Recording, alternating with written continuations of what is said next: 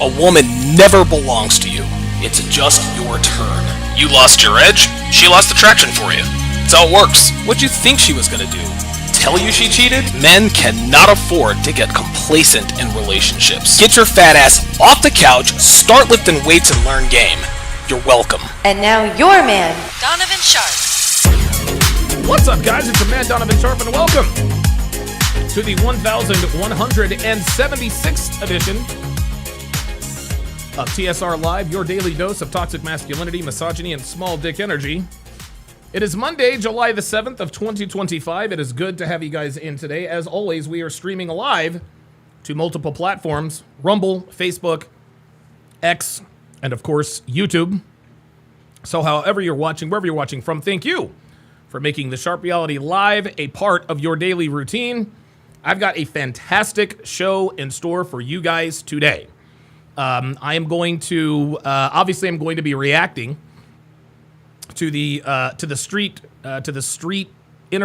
debates that Myron Gaines had in Miami, not from this past Friday, but from last Friday.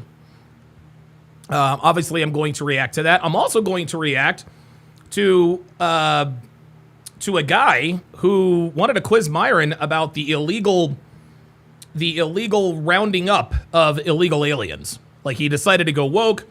Myron takes care of that very, very quickly. We will also react to that. Also, I'm going to react to a video that was done by the lead attorney, and some of the stuff that he points out in terms of the Carmelo Anthony situation. A lot of it is eye-opening. He really goes on to explain a lot of different things. And so you guys definitely want to stick around for that. But before we do any of that, let us go ahead and do an age and location check. Follow my lead down there at the bottom. Age and location check. All they need to know is your age. Oops. Not now. There we go. All I need to know is your age and where you at. So if you're 47 like me and you live in Reno, 47, Reno. Obviously, the reason I do this is to form communities of like-minded men. A lot of you guys consistently express the concern that there are not enough men who think like we do. You know, if you're in here, you think like we do, chances are. So you never know. Somebody watching could live in your neighborhood. They could live on your block. They could live in your building. But if you guys happen to live in the same city, maybe, just maybe, you guys can link up and do man shit. All right, let's get this party started here. Josborn X checking in from Austin, Texas. Dr. Who Design watching all the way from Athens, Greece. Eben Zur coming to us in Miami. Eben Zur, are you in Miami or Jacksonville? Just put one city, guys. Just put one city, wherever you're from, like wherever you are at the time. If you happen to be in Miami, put Miami. If you're in Bangladesh, put in Bangladesh. Dr. B84 coming at us from San Antone. He's going to be leaving work shortly, which is good. Black Russian Lam watching from Long Island. Hayden Beasley watching from Atlanta. I am so sorry you are in Atlanta, Hayden Beasley.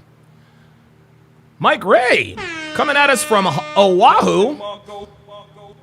Good to see you in here. I've lived on Oahu twice. Sean Namadi, hope I pronounced that, coming to us from the headquarters of Antifa. Sean Morse resides in the city with the greatest in the world. Appreciate that very much. Dana Gonzalez checking in from Maine. D-Rack from the DMV area, Richmond, Virginia. Desmond checking in from, there we are, checking in from South Carolina. VM watching from Trinidad and Tobago. Luke Perry coming at us from Mount Kisco, New York. King Life is in the NYC. Forex Apex is from Boston. Quentin Collier, Lansing, Illinois. I didn't know there was a Lansing in Illinois. Charles Merchant still lives in Vegas. Good to see that. Nick Buscoon coming at us from Phila right on to Philadelphia. Nain Rouge coming to us from the Motor City. Rose, Montana, watching from Baltimore. Emmett Trills in Westchester County, New York. Saber89 is in Alton, Illinois. How about that? How about that? Rangefinder out in Santa Rosa. I actually had a really good friend of mine that lived out in Santa Rosa. Trinity Boy 32 coming at us from Tennessee. Emily Dalton, we have a lady in here. You are from Sacramento, California. That's probably roughly 2.5 hours from where I'm at. Committed from Suffolk, Virginia. Good to see you in here. The Level Up Man, 8 days from 40 in New Orleans. Good. Good shit. Good shit. Good shit. Hang on a second. Oh, never mind. I thought I saw a question. So real quick, guys, you guys know that I am an avid gardener. I absolutely love gardening. I'm a grass enthusiast. I'm not the type of person who cuts the grass. I'm not the type of person who needs to be reminded to cut the grass. Who need to be reminded to cut the grass. Terrence M with the $1 Cash App. Appreciate that very, very much. Appreciate that very, very much. But yeah, so finally, I've got you guys the before and after picture. So let's go ahead and do that. So these are the before and after pictures of my lawn. This, of course, this is my front yard. Part of my front yard. Appreciate that very much. You guys can see on the left is before, on the right is after. Let's go to the next one here. I've actually got video too. Again, you guys can see a clear difference. A clear difference. And guys, this took a while. It took a while. It took me almost 2 months to get this to where it needed to be. I had to dethatch, I had to reseed. Like I had to dethatch, I had to reseed, overseed, I had to fertilize twice, and then I had to water every day for 6 weeks. I had to water every day for 6 weeks. Our water bill last month, in upwards of $800. There is the backyard, of course. You guys can see the newly painted fence. Finally got our fence painted. So here's the video. Or, well, again, this is another before and after picture. You guys can see a clear difference. Yeah, your boy knows what he's doing. Your boy knows what he's doing. All right, so here, so this is a video of before and after. So this is the backyard.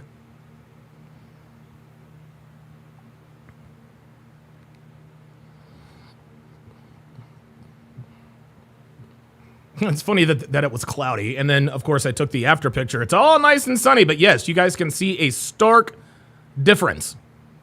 The grass is nice and green, nice and lush. Nice and lush. Got a couple of hot spots here. I over-fertilized this area. So had a little bit of a burn, but other than that, the backyard is, dude, the backyard is not exactly where I want it to be, but you know, it's close enough. It's close enough. Yeah, well, hold on. Let me go back here. So you guys can see right here, I applied a little too much. I got a little bit too heavy with the fertilizer, and so, you know, burn the grass, but that's fine. These things happen. The grass will recover. And as you can see, yes, nice, thick, lush, green grass. Of course, you guys know I'm an edger. That just looks damn good. Nathan Rouge says, nice lawn, no weeds. Yeah, the secret to no weeds, guys, is having a thick lawn. If you have a thick lawn, if you have a lot of grass follicles, a thick lawn naturally chokes out weeds. A naturally thick lawn naturally chokes out weeds. Now I'm going to go to the before and after on the front. Okay, well.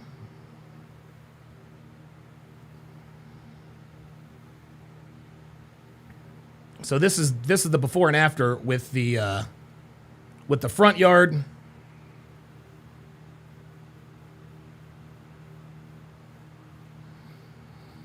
As you guys can see, I know exactly what I'm doing. I am very, very proud of the front yard. There are a couple of minor spots that could use some help, but other than that, I am very, very happy with where it's at right now. By the way, guys, if you're wondering how many flower pots I have out here, so let's see. I've got, so from here to here, there's 12. There's 12 on this side.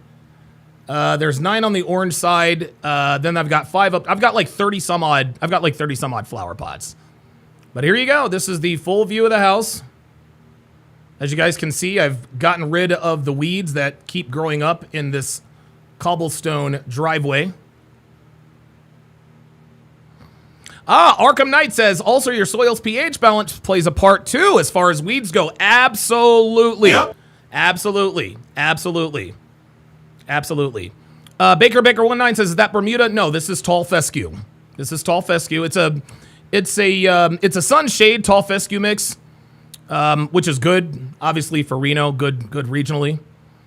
But yeah, there it is, guys. There it is. You know, I worked very, very hard on my lawn, and yeah, listen, man. I mean, you know, I don't know. Part of the American dream is being able to have a nice lawn. Okay, so let's go ahead and get to today's show. The first video we're going to react to, I'm going to react to a video by the lead attorney, and I'm gonna have to do this copyright style because, you know, I don't want to violate any, you know, terms of service. But the lead attorney actually makes some very, very good points in terms of his opinion on the Carmelo Anthony situation, Dominique Alexander, his mother, her role in it. I'm gonna increase the play speed a little bit, and away we go. Many of you were surprised at a point that I made in my last video on how Carmelo Anthony's family has actually costed Carmelo extra years in prison. So many extra years. You wanted me to expound on that further because you had not heard anyone make that point. Well, that's why I'm here. I'm giving you the perspective, not of a YouTuber reacting to news, but of an attorney who's practiced for more than 20 years. This is behind the scenes info, so let's get to it. Now, let me explain on how Carmelo's mother basically sentenced her own son Carmelo to an extra 10 to 30 more years in prison and what she can do about it now to try to fix it. I explained in my last video that Carmelo's mother apparently hired a family spokesperson, one Dominique Alexander. Oh, Jesus Christ. Oh my God. This is the biggest L.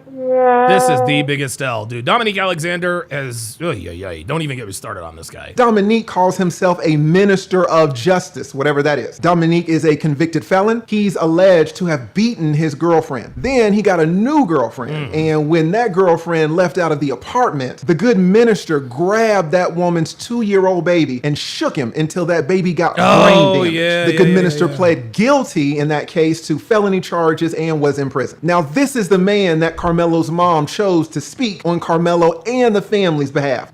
Fox 2 says, stop race mixing propaganda. We've had enough. Oh, no, there is no propaganda, Fox 2.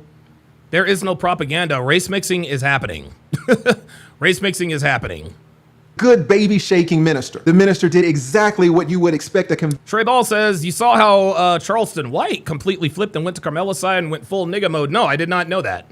That's unfortunate. Convicted felon to do when handling Carmelo's case. He absolutely destroyed it. How? He ostracized the most important person in Carmelo's case. Now, who is that? Is that the judge? No. Is that the prosecutor? No. The most important person alive in Carmelo's case is actually Jeff Metcalf, the father of the young man that Carmelo Anthony killed, Austin Metcalf. The father, Jeff Metcalf, is the linchpin to Carmelo's entire future. Let me tell you that in a murder case where the victim is gone, the case lives on through the victim's next of kin. When a parent— that's something a lot of people don't realize.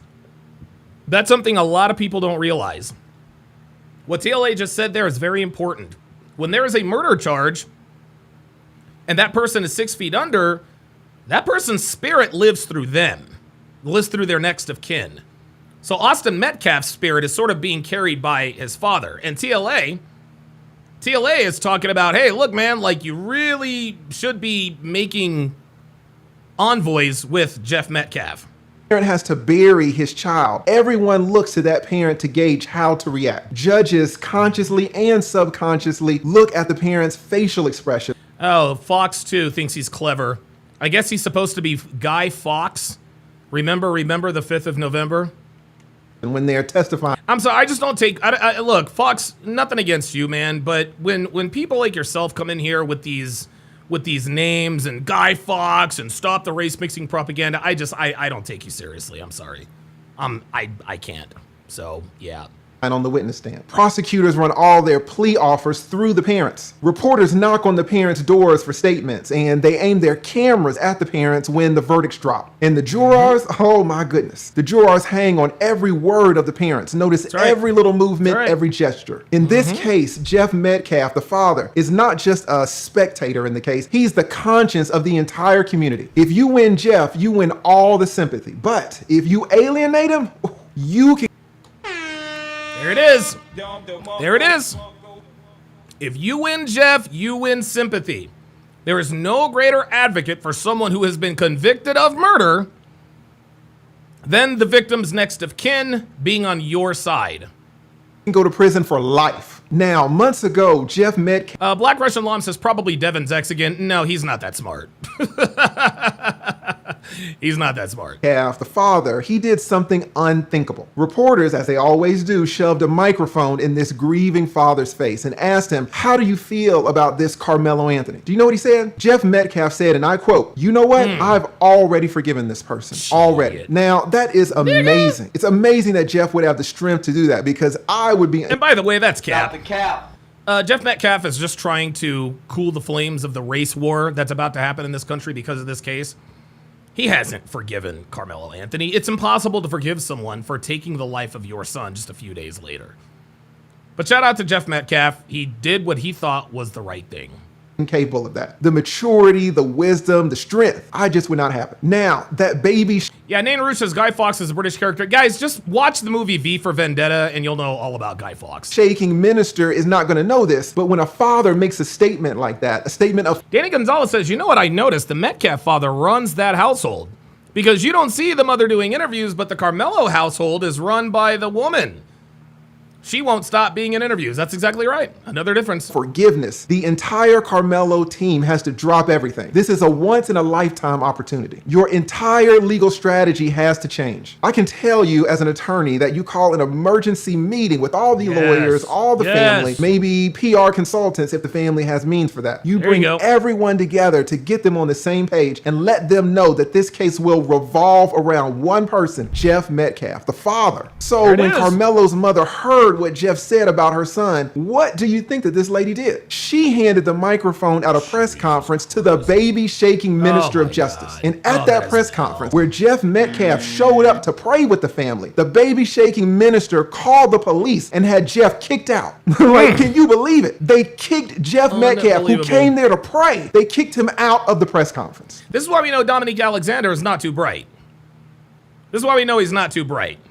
He should have used that opportunity to garner sympathy for Carmelo Anthony. The entire spectacle went viral within an hour. And do you know what else? Carmelo Anthony's prison sentence was prolonged by 10 to 25 years within that same hour. Now, why do I say that? What did the family show Jeff in that instance? Jeff, the father. They showed Jeff that there was no remorse. They showed Jeff that there would be no mutual prayers. There would be no reconciliation. Showed that man nothing but hostility and aggression. The same hostility, the same aggression maybe that was at that track meet that fateful afternoon, that was under that tent. Some of you are not going to appreciate how important this father is. You just don't know how these criminal sentences work. I see your comments on YouTube and Twitter. You think, oh, this person killed that person, so put the killer in prison and throw away the key. Put him there for life. That's what you guys say. You have no idea. I will tell you that people kill people all the time, and the sentences range from insanity on the low end to insanity on the high end. land. Now, who controls where the sentence is going to fall? At the end of the day, it is the sentiment of the community that will decide. And in this The sentiment of the community. Listen very carefully. case, Jeff Metcalf is at the center of that entire community. That's right. Now, let's do this. Let's suppose it is your first day of law school, and I am your criminal law professor. I am going to tell you some quick facts, and you tell me the sentence that you would give in this scenario if you were the jury, if you were the judge. Okay. But first, and right. this is important, put right now, for the record, what you think Carmelo should be sentenced to in the comments. Put it below. Diabolical Man says, just like you say, Donovan, showing remorse to niggas is a mistake. Absolutely.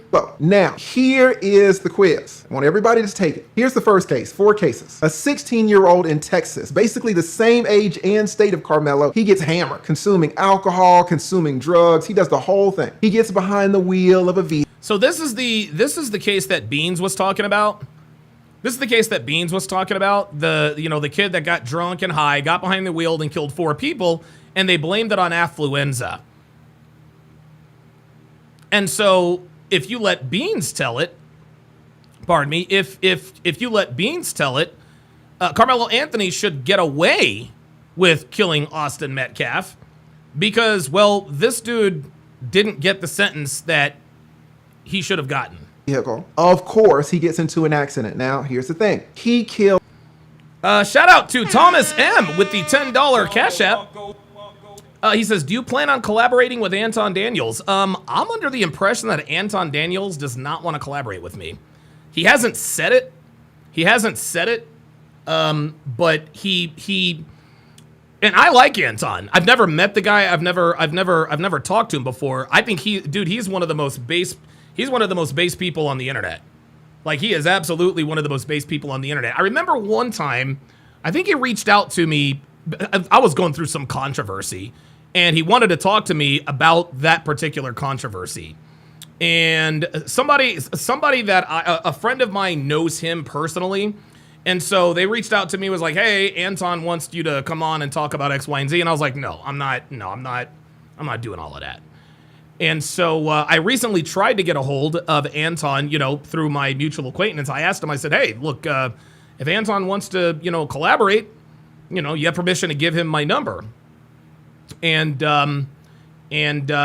so, my guy gave Anton his number, or my number. He hasn't contacted me. So I'd love to do a collaboration with Anton. I don't know, maybe he's busy. I think what you guys have to understand is that my personality type doesn't really jive with a lot of YouTubers, man. It really, really doesn't. I think, and don't quote me on this, don't go running back to Anton, but I think Anton has a problem with me being critical of black women as a black man being married to a white woman. I think I forgot. As a matter of fact, he actually said it on Whitlock when they were talking about black fatigue the first time. I think he said, yeah, there are some people in a space or whatever who are critical of black women, but they're not married to a black woman. They're married to other races of women. I can't imagine that. I know Anton is aware of who I am. You know what I'm saying? Like, my buddy and Anton, my buddy knows Anton well, and my buddy knows me very well. And so, but what you guys got to understand, man, is I can be very, it's hard to explain, but this is one of the reasons why Kevin Samuels never really collaborated with me. He never really collaborated with me when he got big, because I was just I was just too radioactive for him, And so we'll see. K Godfather says, let Myron talk to him. Yeah. Like, I'm reaching out. I'm reaching out through different channels. But by the same token, I'm not gonna beg anybody. You know what I mean? Like, if he wants to collab, he can collab. And I don't think he has a problem with me. I don't think he does. But again, Anton's a busy guy, so we'll see. Those 4 people, he intentionally gets hammered and gets cooked, and then he takes 4 lives. Now, little law student of mine, I'm gonna give you 5 seconds to determine how many. VM says, nah, he allows Myron to go off on black women on his panel. He'd definitely have no problem with you going after black women. Guys, and I need you guys to understand this. Anton's audience is, if I go after black women the way that I normally go after black women, My guess is that Anton's audience is probably not going to jive with that too well. The reason why Myron can do it is because Myron is not all the way black. He's just not. Yes, he is African American by definition. But guys, when a guy who looks like me and talks like me is critical of black women, it just hits different with some people. It hits different with some people. Myron is Sudanese American, so he's given the latitude to be critical of black women, critical of black women. And the fact that he doesn't have an American black mother or an American black father, in my opinion, the black community gives him more latitude. But if you are a black man and you are critical of black women or the black community, and you are married to a white woman, your opinion is somehow invalidated, right? And I'm more extreme than Myron. He's with Angie. Angie's Latina. Devin is the whitest of white girls. He is the whitest of white girls. Look, this is Dev right here, y'all. Like, dude, she is the embodiment of a snow bunny. Blonde hair, big tits, great ass, shapely legs, likes to cook for her man, all that good stuff. All that good stuff. This is a picture I took of her not even a week ago. So, yeah, like, I've got a snow bunny. Like a snow bunny to the max. Now, maybe I'm underestimating Anton's audience. Maybe I'm underestimating his audience, but all I know is that when I'm critical of black women, I get a different reaction than when Myron is. Yes, Myron gets all the typical black woman shit and this and that and the third, but they tend to allow Myron to speak uninterrupted, and they sort of agree with him. I'm black, okay? I am an African American. I have 2 black parents, and I don't sound like I'm quote unquote black. That rubs even the most well-intentioned, well-meaning black people. It just rubs them the wrong way. The way I talk, my diction, the confidence that I speak with, guys, it's been like this since I was 16 years old. The way I speak just puts black people off. That's just how it is. That's just how it is. Maybe if I had a little more swag, maybe if I was a little more hood, maybe the information would be received, but this is just not who I am. So we'll see what happens. Anyway, let's continue. Years in prison you would give him. Ready? Go. And while you are considering your sentence, just know that in this case, the affluenza case, if you're old enough to remember, this young man, he took 4 lives. But how many years did the judge give him? Well, the judge gave him 10 years for taking 4 lives. 10 years. But here's the kicker. It wasn't 10 years of prison. The judge gave him 10 years of straight probation. This man took 4. Yeah, Andrew says you become persona non grata. Yeah. Yep. That's what it is. That's what it is. It's just, I'm telling you. And here's the thing, guys. Here's the thing. I'm not bitching about it. I'm not gonna cry, well, they should. No, like, people don't have to, dude. It doesn't matter to me. I'm not gonna change who the fuck I am. I don't give a fuck what anybody says. But when black people, and it's funny, when black people hear me talk for the very first time, it already puts them off. It's been like this since I was 16 years old. I moved to North Carolina. Black people automatically just didn't like me just because of the way I talked. You don't think black people grew up with a black person or 2 who spoke like me? This is how it goes, man. Yeah, there it is. Diabolical Man says it puts niggas off. That's the way it is. That's the way it is. And so, that's just how it is. 4 lives and got a straight B Bite 109 says, Don, it's because you're light-skinned black. No, it's because of the way I talk. It's because of the way I talk. Because if I were dark-skinned, I'd be getting the same reaction. It's because of the way I talk. Probationary sentence, not 1 day in prison. Did you guess it? Did you guess 0 years? Now, here is the second of... El Coro says, facts, Devin mows the lawn in her bikini. Nope. No, she does not. I mow the lawn, not her. 4 scenarios. A football player gets hammered just the same. He gets into his Bentley. He's an NFL player. And Dante Stallworth. He actually did this when he was with the Eagles. Of course, he runs over a guy, kills him dead. How many years in prison did this NFL player get for the killing? Now, the victim is gone forever. You got 5 seconds to guess. How many years? And while you are considering how... His name was like Mario something or other. Many years. All you football fans know that Mike Vick, the quarterback of the great Atlanta Falcons, got 2 years in prison for dog fighting. Guys, You guys know me. You guys know me. I am all about justice being served. Michael Vick got hosed. Michael Vick absolutely got hosed. There is absolutely no reason that Michael Vick should have gotten 2 years in prison for dogfighting, while Dante Stallworth got to stay out of prison for actually killing a person. That's how it works. That's 2 years in prison for dogs. How many years did this NFL player get for actually killing a man? That's right. Dante Stallworth gets hammered, gets in his car, and kills a man in the street. He gets 30 days in the county jail. No prison at all. Just 30 days in jail. Mike Vick gets 2 years in prison for dogs. Now, Dirty Dan says, does she pump the gas in the car? What the fuck are you talking about, dude?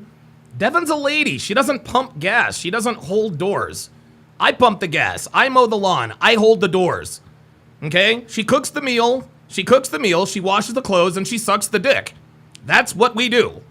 I do all the chores on the outside of the house. She does all the chores on the inside of the house. This is the masculine-feminine coexistence. little law student, you ask, well, how can that be? What happened in that case? Well, I'll tell you. Dante. Chris, he says, why is dogfighting a crime? I don't know. But what the Michael Vick case showed me is that people are more sympathetic to animals than actual people. A Stallworth showed extreme remorse. Oh, okay, El Coro says, hey, I was just joking. We all know that lawn is your baby. Okay, I was just making sure, man. I mow the goddamn lawn. God damn it. He apologized, and most importantly, he reached a financial settlement with the family. See? Here's the difference. Dante Stallworth reached a financial settlement with the family of the victim. And so when they had the victim impact statements, they probably showed him some mercy. Dante went into his pocket and got the family on his side. Now, let me ask you, did Carmelo Anthony's family do that? Dante. Nope. No, he did not. And as a matter of fact, Carmelo Anthony's family did the opposite. He slid the victim's family some money. Carmelo Anthony's family got over $500,000. Did Carmelo's mom do any of that? Did the mom even offer to pay for the funeral? Guys, I'm going to tell you, you do not know there are so many levels to criminal law. Now, 2 more quizzes to go. You're my law student, and you are guessing these sentences. But there are a few of you that are listening, maybe 4 to 6, that are going to get an A in my class. You're going to be the A students. You're going to say, well, Professor Lead, I can distinguish those cases. In both of those cases, yes, the defendants did kill their victims, but it really wasn't intentional because they were under the influence and they were driving. The Carmelo Anthony case is different. It was not vehicular. It was with a knife. There was direct violence. Now, if you thought of that, then you would get an A in my class. That's a great point. So let me give you a case that is a little closer to home. Now, let's take a pause from this Carmelo Anthony insanity for a second to have a quick word from our sponsor, Chapter Medicare. If someone you love is on Medicare, this matters. The Department of Justice just reviewed 0163, or good for him. Gun. He goes outside where she's standing. Now, dumpster fire. I got off peace of mind today. Now, let's get back to this Carmelo Anthony dumpster fire. A guy gets mad at his wife, and rightly so. He thinks that she's cheating on him. He goes and loads up his shotgun. He goes outside where she's standing. Now, she's unarmed, and she's recording him on her phone. He cocks the shotgun and points it directly at her teeth. He says, all right, goodbye. You are going to meet Jesus. And then he blows her away. She was unarmed and in Texas. Do you know who else was unarmed? Do you know who else was in Texas? That's right, Anthony Metcalf, Carmelo's victim. Now, the jury in the case with the husband gave that man just 10 years in prison, and he is eligible for parole after only 5 years. Think about it, 5 years in prison for a straight up killing. I am positive that every single one of you would have said, lock him up for life, lock him up forever. She's a woman, she was unarmed, she didn't even hit him, and he only got 10 years with maybe 5 years to serve. Now you ask, well, Professor Lead, why so little time? Well, the defense team in that case did a great job of humanizing the husband, humanizing the killer, and getting the jury on his side. The jury didn't hate the killer. In Carmelo's case, do you think the jury would hate Carmelo if Austin's father, Jeff, pleaded with the jury for mercy? Nope. No, they would not hate him. They absolutely would not hate him. And this is where Dominique Alexander really dropped the ball. Jeff Metcalf gave them a gift on a silver platter by showing up to that press conference. pleaded with the jury for grace, is seen praying and reconciling and crying with the Carmelo family. Everyone in that courtroom would be crying, listening to Jeff's victim impact statement. The judge would be crying. The bailiffs would be crying. The attorneys would be crying. The jury. Dry in the house. Believe me, everyone in that courthouse would have their eyes full of tears. At the end of the day, we are all human. Carmelo would have been spared. He would have not gotten a lot of time. You can absolutely get a judge and jury on your side. You just have to know how to do it. Now, and this is the last case, and this is for all of my A students. Let's go back to the vehicular homicide cases. You think that you can get off easy by killing somebody with your car, remember? Remember when you thought, oh, well, it's because the guy who killed 4 people was driving. That's why he got 0 years in prison. Okay, that guy killed 4 people. What about a guy that killed 6 people in his car at a parade? You've got 5 seconds to consider how many years this guy would get for killing 6 people. If the first guy got 0 years in prison for killing 4 people, how many years in prison did this guy get for killing 6 people? All right, you got your answer? Don't you know that this guy got 1,000 years? 1,000. They calculated it out to like 1,067 years. He got. How the fuck do you give somebody 1,000 years in prison? 6 life sentences and an additional 760 years for the people that he hurt with his car. Now, God damn. Oh shit! Oh shit! This nigga got 6 life sentences, and then another 765 years? God damn. How do you go from 0 to 1,000? Well, this guy got every single person in the community to hate him. Daryl Brooks never apologized to any of the family members and was hostile to everyone in the courthouse during his court case. The judge ended up blasting him. So now, my law student, you can see the importance of getting the families, getting the community on your side. It can be the difference between 0 years and 1,000 years. Is the Carmelo family doing that? Is the Carmelo family getting the Austin Metcalf family on their side by kicking out Austin's father at the press conference? It's insanity how they are handling the Carmelo case, and Carmelo will pay the price. Now, people have asked, they said, well, Lee, if you represented the Carmelo family, how would you have handled it if Jeff Metcalf showed up at the press conference? Guys, there are so many ways that this press conference could have been used to benefit not only Carmelo, but both. Dude, and again, Dominique Alexander allowed a golden opportunity to slip through his fingers. He let a golden opportunity slip through his fingers, man. All he had to do was let Jeff Metcalf into the press conference. They pray together.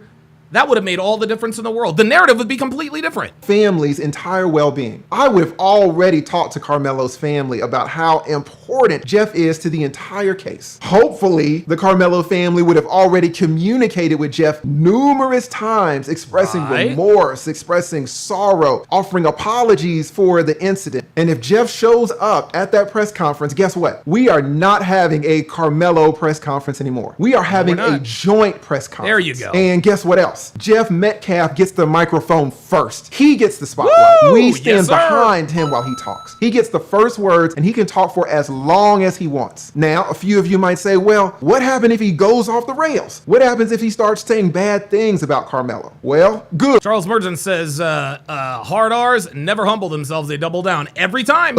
Let him say it. He's not saying anything that we all haven't felt. And you know what we do? We stand there behind him and we take it. We take our loss with grace and patience and understanding. This man just lost a son. We are taking all of his heat. We know that the jury is going to see that too. The jury is going to be watching our demeanor while this man is up there blazing us. And after he's finished, we get on the microphone. What do? We express our understanding of his words. We express how justified he is in feeling everything that he feels. All parents can understand where this man is coming from. We thank him for his strength to join us. We tell everyone that we welcome this and all future opportunities to listen to Jeff. We express remorse at the circumstances again, and we apologize for the remorse. And Carmelo Anthony's camp, they have showed zero remorse.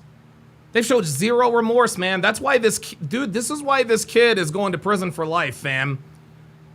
Like, the community already doesn't like Dominique Alexander. They don't like the fact that the family is asking for more money. This is all circumstances bad. again. And you know what we do then? We shut up. We end the press conference right there. We don't go on to put the blame on racist white people. We don't go on to keep claiming self-defense. We don't need to argue self-defense at the press conference. The attorneys, if they need to, can argue that in court. Blaming white people and screaming self-defense gets us nowhere. We have to be intelligent for once in our lives. We end the press conference on the best note possible. The jury is going to see it. If the press conference goes off the rails, it's not going to hurt us because, again, everyone can understand where Jeff is coming from. And Jeff is always free to say those things anyway, inside the press conference or out. So we take the risk. But you know what? Because of what Jeff expressed in the past and because of the man that Jeff Metcalf is, I bet that that press conference would not have gone off the rails. I would bet that it would have been beautiful. And like Jeff said, we would have prayed together and sought reconciliation together. And that would have been the start of getting so many years off Carmelo's prison sentence. So what needs to happen going forward? If the family hired me, the lead, to consult with them on this case, here's what I would tell them. First, and this is number one, fire the baby shaking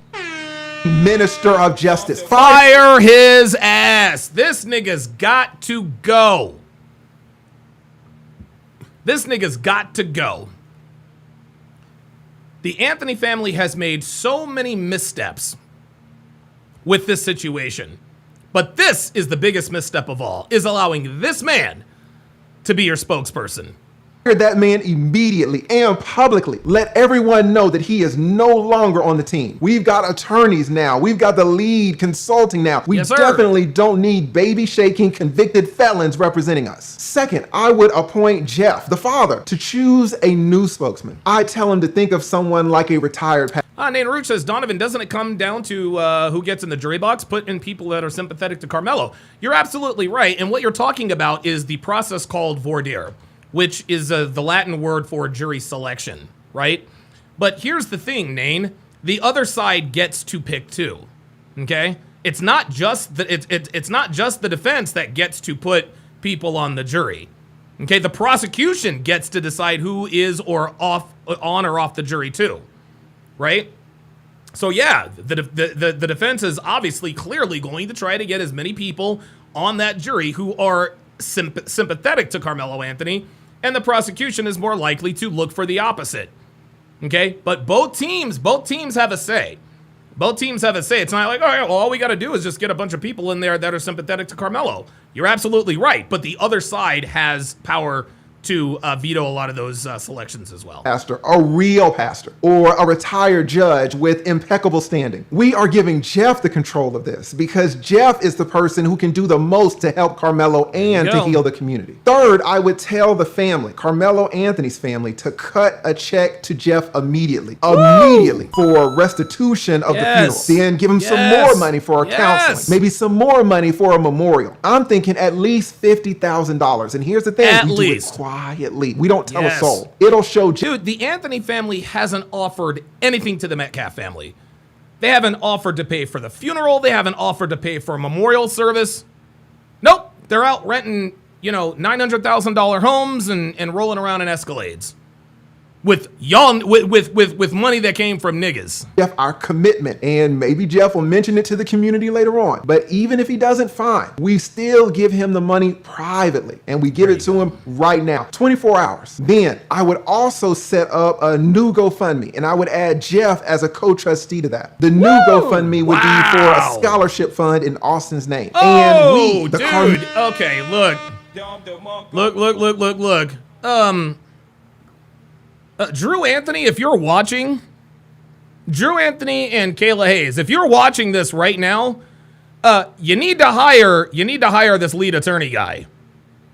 You need to hire this lead attorney guy. If there is if your son stands a snowball's chance in hell of not being sent to prison for the rest of his natural born life, this is the guy you need to hire.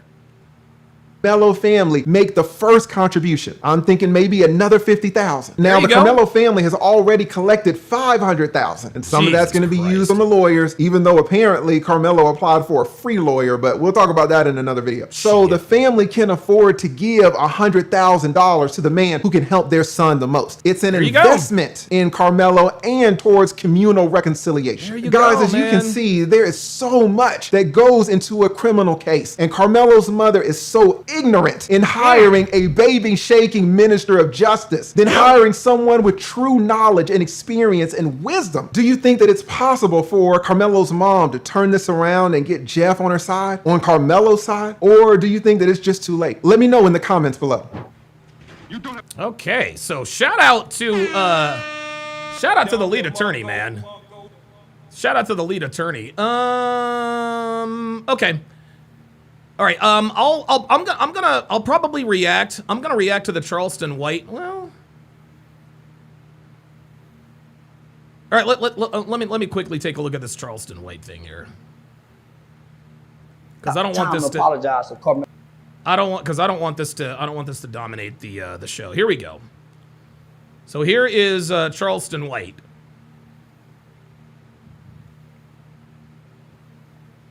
I want to take the time to apologize to Carmelo Anthony's family. Man, I was all the way wrong about that kid. I was all the way wrong about that kid, homie. Yeah, he was just indicted. I was all the way wrong about that kid. I met with his father. I've been meeting. New Britain Polly says, lead attorney made a hit piece on Myron and the Red Pill. Yeah, I know. I'm aware of that. That doesn't mean that the lead attorney doesn't know what he's talking about. Like, this is one of the few occasions where I can compartmentalize, you know, my personal feelings from my professional feelings. No, I don't like that the lead attorney did a hit piece on Myron, but by the same token, you know, I think it's, you know, it's sad. It's sad that he's, you know, that he's stricken with cancer, and I hope he's going to be okay, man. I really, really do. I really, really do. Meeting with his father regularly. I had opportunity to talk, you know, piece him up. He go beat these charges. I was under the impression that he brought a knife to school. So I'm taking a knife to school, fuck him. He didn't take a knife to school. He didn't even know these two white boys. Okay, wait a minute, hold on, Charleston. If Carmelo didn't take a knife to school, then how did he get the knife to stab Austin? Andrew JS says, I don't like TLA. Yeah, I'm not TLA's biggest fan either, guys. I'm not TLA's biggest fan either. And guys, by the way, y'all, the last time I made an appearance on the lead attorney, I sort of locked horns with Abuela Jen. I locked horns with Abuela Jen. She called me the N-word on the air, right? Of course, everybody came and simped for her, but that was the last time I was ever. That was the last time I had anything to do with the lead attorney. So, Kyle 2020 with the $5 super chat says Carmelo Anthony is an indictment on the community. No matter what, the nigga community loses because they endorsed him to begin with. Yep. Absolutely.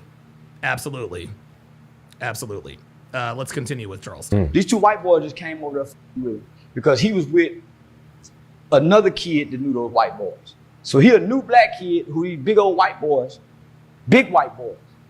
He a small frame kid. Yeah, small frame kid who is also the captain of his football team. If you're the captain of your football team, you can play some ball. If you're the captain of your football team, you are used to being in physical confrontations, albeit legal, with persons of Austin and Hunter Metcalf's size. I don't know if he played offense or defense, but Carmelo Anthony regularly dealt with people on the football field who are larger than he is, so I don't want to hear that.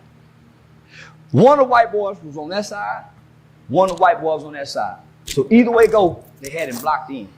Oh, God. And these some big white boys. These are some big, violent, aggressive white boys who got guns. Boy. And not only that, the one he killed whooped their daddy. See, the daddy coming into the picture playing like he been. Oh my God. I'm sorry. I can't take this seriously. I can't take this seriously, man. Yeah. I mean, listen, I love Charleston White, and this doesn't really change my opinion of him. He's wrong. He's absolutely wrong. Ghost Artist on the Rumble side says lead attorney was spot on, but that kind of thinking is way beyond the nigga community. Absolutely. Absolutely. Absolutely. Luke Perry says Charleston White can be bought for the right price. Can't trust someone like that. It's unfortunate. It's unfortunate. He has abandoned common sense. He has abandoned common sense. All right, guys, we are going to get to the Myron Gaines change my mind street debates. I promise you, we will absolutely get to that. But guess what, guys? We do this every day. It is the best, hard-hitting, and most controversial segment in the manosphere. It's Hard R Bingo, everybody. Yes, sir. It is Hard R. Oh, shit. Hang on, y'all. I gotta go pee. Whew. Damn, that just hit me out of nowhere.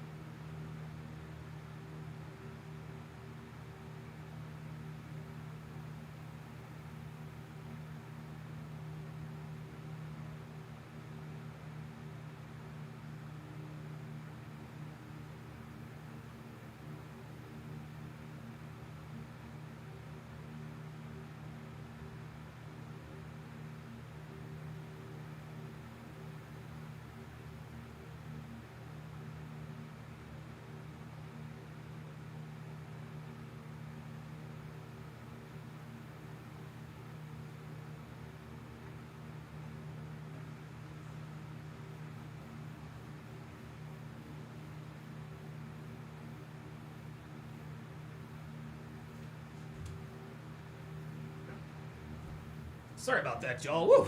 Boy, that hit me out of nowhere, man. I took down that Red Bull just like that. Okay, so for those of you who are new, this is the Hard R Bingo card. This is Hard R Bingo card number 27. When we get bingo with any one of our bingo cards, we retire the card. We have yet to retire number 27. The squares are as follows. I'm not resisting. I hate white people and cops. They start recording with their phone. You doing too much. Let me call my... I'ma fuck you up. Let me call my lawyer. What you doing, bruh? You a racist cracker. Where's my phone at? I can't breathe. Hey, man, why you got him cuffed like that? I'm in fear for my life. Don't touch me. Read me my rights. I have to go to the hospital. My kids! Loosen the handcuffs. I gotta go to my fake job. I'm going to sue. Call your sergeant. My cousin's a cop. Take that badge off. I ain't do nothing. I don't have ID. Rogue Nation says, why is everyone drinking Red Bulls? I don't really know what kind of question that is, but let's go ahead and get to the Hard R podcast. The Hard R segment. So we're going to react to two videos today. We're going to react to two Hard R videos today. This first one is entitled, She Crashes Into Neighbor's House, Then Tries to Flee. Here we go. Listen. Yeah, shut the f up. All right. I need. Oh, never mind. Dude. Oh my God, I'm an idiot. We've seen that one already. Sorry about that. Here's another one. Sorry about that. Let's try this again.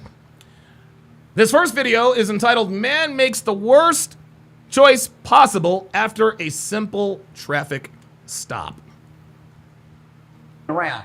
Boy, stop resist! Put your hands on your back. Oh, there he Taser goes. deployed! Taser deployed! Oh, Stop there it is. resisting! I know I ain't do, bro. That's why I ran. Like, On May Yep, I didn't do shit. 2020, We would think the black dad ain't around. an The officer white noticed dad a ain't vehicle. around. The mother don't even identify Sorry, the daddy y'all. as the husband. So he must have been an abusive father. He ain't even been in their life. So he just come and get in the light. So he a low down dirty cracker. His sons are bullies. They bullying on the kid. They no. Sorry, y'all. Give me a sec. Cause he black. Get from up under the tent. Man, y'all tripping. I ain't going nowhere. Where the hell did that go? And they got a reputation of beating up people. The one he had. And they got a reputation for beating up people? Come on, He man. broke his daddy's ligaments. Big old strong cracker. Damn, where the hell He is should have it? killed both of them. Oh, there it is. He should have killed both them Peckerwoods. Oh, come on, man. Dude, Charleston, like I said, I can't take that. I can't take that seriously. I cannot take that take seriously. Like, he's just gone completely off the rails. Okay, sorry about that. Here we go. Vehicle driving at a high rate of speed and swerving from its lane of travel. The officer followed the vehicle to a residence where it stopped. You got your driver's license on you, my man? Oh, yeah. I ain't just Hold on. straight. Hey. See behind me. Right. Hey, come here. I'm gonna grab him. Okay. Chill out. So, my name's Officer McLean. The reason I'm getting out with you Yeah. is when you When I pulled out. pulled out, you're Yeah, I was messing driving with all him. sorts of reckless. Yeah, You're on the sure. wrong side of the roadway, all that good stuff. Nah, we saw him in the middle. You saw him on the road. I said I was messing with Okay. him. But But you can't drive like that down a residential road, my man. I was just messing with him. I sir. got you. They got my All right, my registration right here. Do me a favor. What's your name, man? Carry on. I'm grabbing my Carry on. All right. license right now. I All right. have my wallet. Hold on. Davion? Hey, put your hands up where I can see them. I'm gonna ask you because I see the bag of bullets. Is there a firearm in the car? Yeah, it's in my thing right there. In the back? Yeah. Okay. As long as you leave it there, man, we're good. Yeah, it's good. All right. Thing. Yeah. All right. I just got the bag of bullets from I my got goddamn you. cousin. Okay. But you good. How you spell your first name, man? K-I-E-R-E-O-N.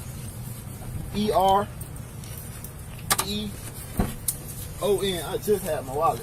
Spider X says, y'all don't want to hear another side to the story, huh? Well, you know what? I'll tell you what, Spider X. You're down to hear all sides? I'll tell you what. How about this, Spider X? How about you pull up? How about you pull up? Because I see you getting all bold. Yeah. See, here we are. Yeah, here we go. I see getting all bold in the chats. Y'all biased. Nobody knows what really happened except those who were there. Nigga, pull up. Dude, I swear to God, you niggas all the same. You're down to hear both sides? Guess what? Now I'm gonna ban your ass because I want to talk to your dumb ass. You ain't, you ain't finna, no. You finna come up and talk to me now, Negro. You finna come up and talk to me now, Negro. I ain't gonna let you sit in there and talk a bunch of shit. So you can either pull up or you can shut the fuck up. What's it gonna be? What's it gonna be, nigga? Come on. Let's go. I'm gonna drop the link right now. I swear to God, you guys always have the most fucking mouth. Y'all have the most fucking mouth. But when push comes to shove, you guys tuck tail and run like the cowards you people are. Y'all don't want to hear both sides. You know what? Enlighten me, Negro. Let's go ahead and do the both sides. Oh, we're biased, huh? Come on up and tell me why we're biased. Why we're biased. But I know you won't. Because you niggas are cowards. And oh, by the way, Spider X, if you pull up, your ass needs to be on fucking camera. I'm not arguing. I'm not having discussions with avatars. Nah, bruh. We need to be face to face, voice to voice, like a real motherfucking man. So here we go, Spider X. Swear to God, every single time, there's always, you people are all the same. There it is. And I'm gonna pin the link in the chat. So you can either pull up or you can shut the fuck up. But what you're not gonna do is,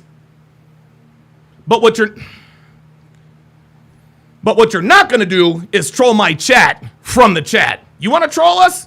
Do it live and in color. Let's go. Pretty good, man. Relax. Hold on. Hang on. Carry on. Carry on. Listen to me, man. His name is Carry On. You're good, man. Hang out for a second. I'm just gonna get your name, date of birth. We'll run you in that way, and we'll be done. All right? Yo, you know this nigga's guilty. This nigga's name is Carry On. Oh my God. What's your last name, Carry On? Black, B-L-A-C-K. Your middle name? D-A-I-S-H-A-U-N. 10/4/10/23. Sean. What's your date of birth, man? January Sean. 2001. All right. You have a license out of Florida? Yeah. Okay. Oh, well, there he is. Spider pulled up. All right, hold on. Let me get this all set up here. Hang on 1 second, Spider.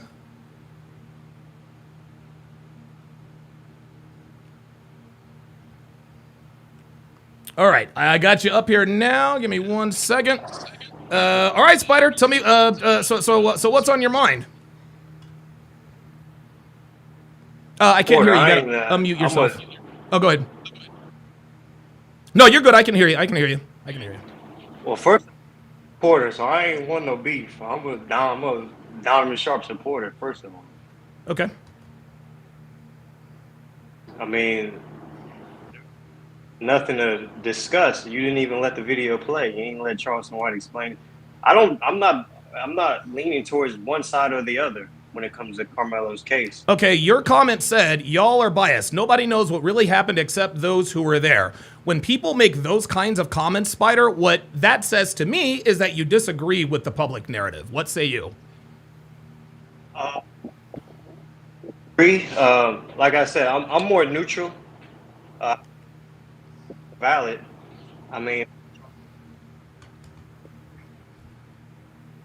yeah, you seem to have why is your sound is I can't hear you. Your sound is cutting in and out. Okay, there we are. I can hear you now. It sounds like so here's what's happening here, Spider. Okay? You were big and bold and mouthy in the chat, but now that we're one-on-one, now you're going to tuck tail and run. Say it with your chest, bruh. Like, seriously, man, I didn't call you up here to agree with me and tuck tail and run. If you got something to say, then say it. Whether I agree with you or not, at least you've got my respect. So don't pussy out now. Say it with your chest. What do you think?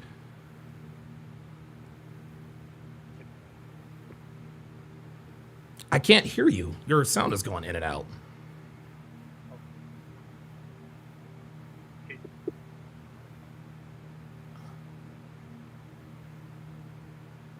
Yeah, I think we might have some. Oh, wait a minute. I heard that. Can you hear me? Yes, I got you. All right, go ahead. Okay. Yeah, I ain't talking to. If you go read my comments, I wasn't talking shit. I wasn't cussing. I wasn't doing none of that. Where do you stand on the Carmelo Anthony? Where do you stand on the Carmelo Anthony situation? Do you think he's guilty or innocent? I think having a knife. Yeah, I think that's. I think that he has some guilt there. I don't know that his story was totally invalid, that he was defending himself. I don't know if that's totally invalid, but yeah, stabbing somebody when the altercation wasn't lethal to begin with, he's probably guilty. I would say, if I had to guess, I would say he's guilty. But the reason I left those comments was because I wanted to hear Charleston White's side of it, but you and everybody in your comments were just like, nah, nobody hearing that. Coon, this hard R, this, that. I'm like, damn. Yeah, he is a hard R. He's acting like a nigga. Yeah, we're calling it like the fuck it is. Because Charleston White was like, that boy going to jail. And now all of a sudden he has literally changed his stance. Nothing has changed. All of the facts are still the same. As a matter of fact, the one thing that has changed, Spider, is that there have been people who have seen the video, and to a person, ne'er one of them said or saw that there was an incident leading up to the stabbing. In other words, the self-defense claim is bullshit. Okay. Well, I mean, I can accept that. I'm not a hard R. I'm not trying to. All right, nigga chickened out. He chickened out. That's what it was. He got intimidated. It is what it is. King Life with the $10 super chat says, remember when I told you they was gonna use money to buy actors? You said now it's beginning. The hearsay bullshit is coming. Charleston's just another puppet. You might be right, man. You know what? Dude, King Life, bro. Don DeMarco, because I think you actually said that, I think sometime last week? Something like that? It was like last week sometime you called that. I can grab my wallet. That's what I'm saying. Okay. I just had it. Well, because you're digging around in there, I know there's a gun in there. That's all. Yeah. I don't want any shit. miscommunication or Hey, anything tell Mom like to come that. out here right quick.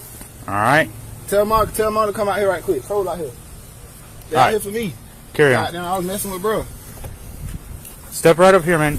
I'm not gonna put you in handcuffs, nothing like that. Just hang out right here. I just got my damn. I I see you looking at me. I just grabbed my damn. Yeah, he's looking at you because you're walking around and you're acting kind of funny, bruh. That's why he's looking at you, bruh. He's looking at you because, like, you're walking around acting like, looking like a nigga. Like, what is that?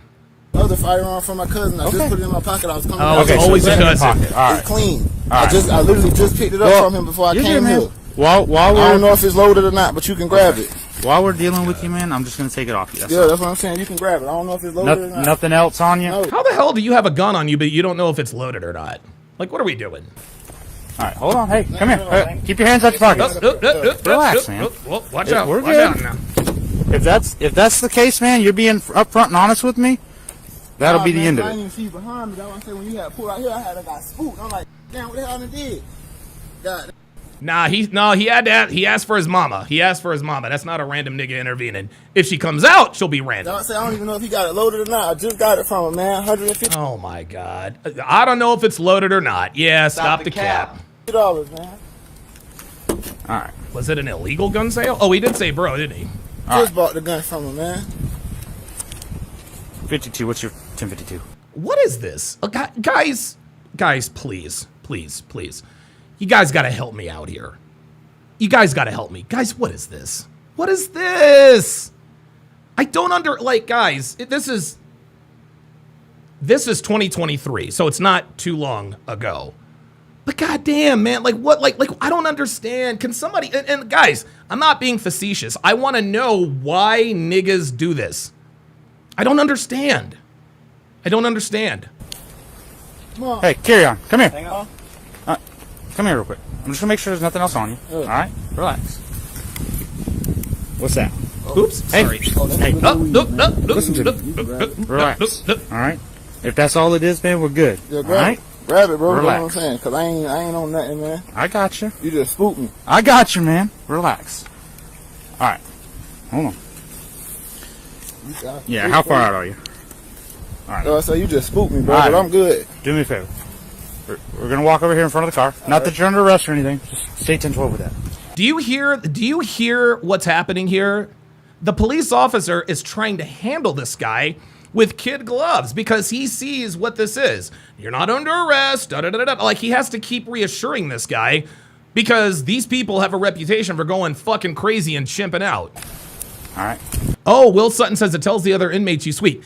Now that I knew, I mean, I've known that. But I don't know why people do this in real life. I don't get it. I'm gonna have you have a seat over here, man. Again, you're not under arrest. I'm not even putting you in handcuffs. Just have a seat. I'm gonna slide this over. So I ain't gonna lie. I don't want to get in there. Oh shit! Here we go. And you want to know why he doesn't want to get in there? Because he knows some shit's about to go down. This is why he's uncomfortable. This is why he is pacing. This is why he's talking a lot. This is why he's filibustering, because something is going on that we're not aware of, that the cops aren't aware of, but that he is. And he thinks that, and he knows that if he gets in that car, they're going to search his car and they're going to find some shit. I sit right here and talk to you and deal with you. Okay, well, then here's the deal. Relax for me. Yeah, I'm okay? good. Hang out. Don't take off on me, nothing like that, and we're good. Oh, this nigga finna. I promise God, I ain't going nowhere. All right. Right here. What do you mean? All right, come back over here. I ain't going All right. nowhere. I want you to just hang out, relax. Yeah, huh? Nothing. I was messing with Tree. I was messing with Tree and got. I just bought the gun from Cub. Let's do this. Grab that chair. I'll have you sit down, and you can kind of hang out right here while we do what we need to do. Just stay with that. Messing with this man, and y'all ain't got down. I ain't even see y'all, man. That's You would have driven straight home, you'd have been good. Yeah, nah, I got down. Y'all say I was playing with him. Oh shit! Every time he see me, got down, he swerved on me a little bit, so I had swerved on him. Oh my God, Tyresha. Oh my God, Jesus Christ. Tyresha says, I don't understand why you like seeing black people in distress. You're black yourself, sir. How do you even find these videos? Number one, it's you are, okay? I know you people don't really take speaking, writing, and spelling seriously, but I happen to take it seriously. So when you say you're black yourself, sir, I'm not in possession of being black. I am, you are, contraction, your, Y-O-U, apostrophe R-E. That's the first thing. How do I even find these videos? The Discord. But actually, how do I find these videos? Phoenix Light Games. He is the de facto producer of the Hard R podcast / segment. Tyresha says, I don't understand why you like seeing black people in distress. You know, that's a good question. I think because I find it funny. And it verifies the black fatigue. So yeah, I do. And here's the thing, Tyresha. I don't enjoy seeing black people in distress, okay? I enjoy seeing niggas in distress. You see, there's a difference. Oh my God, now there I go.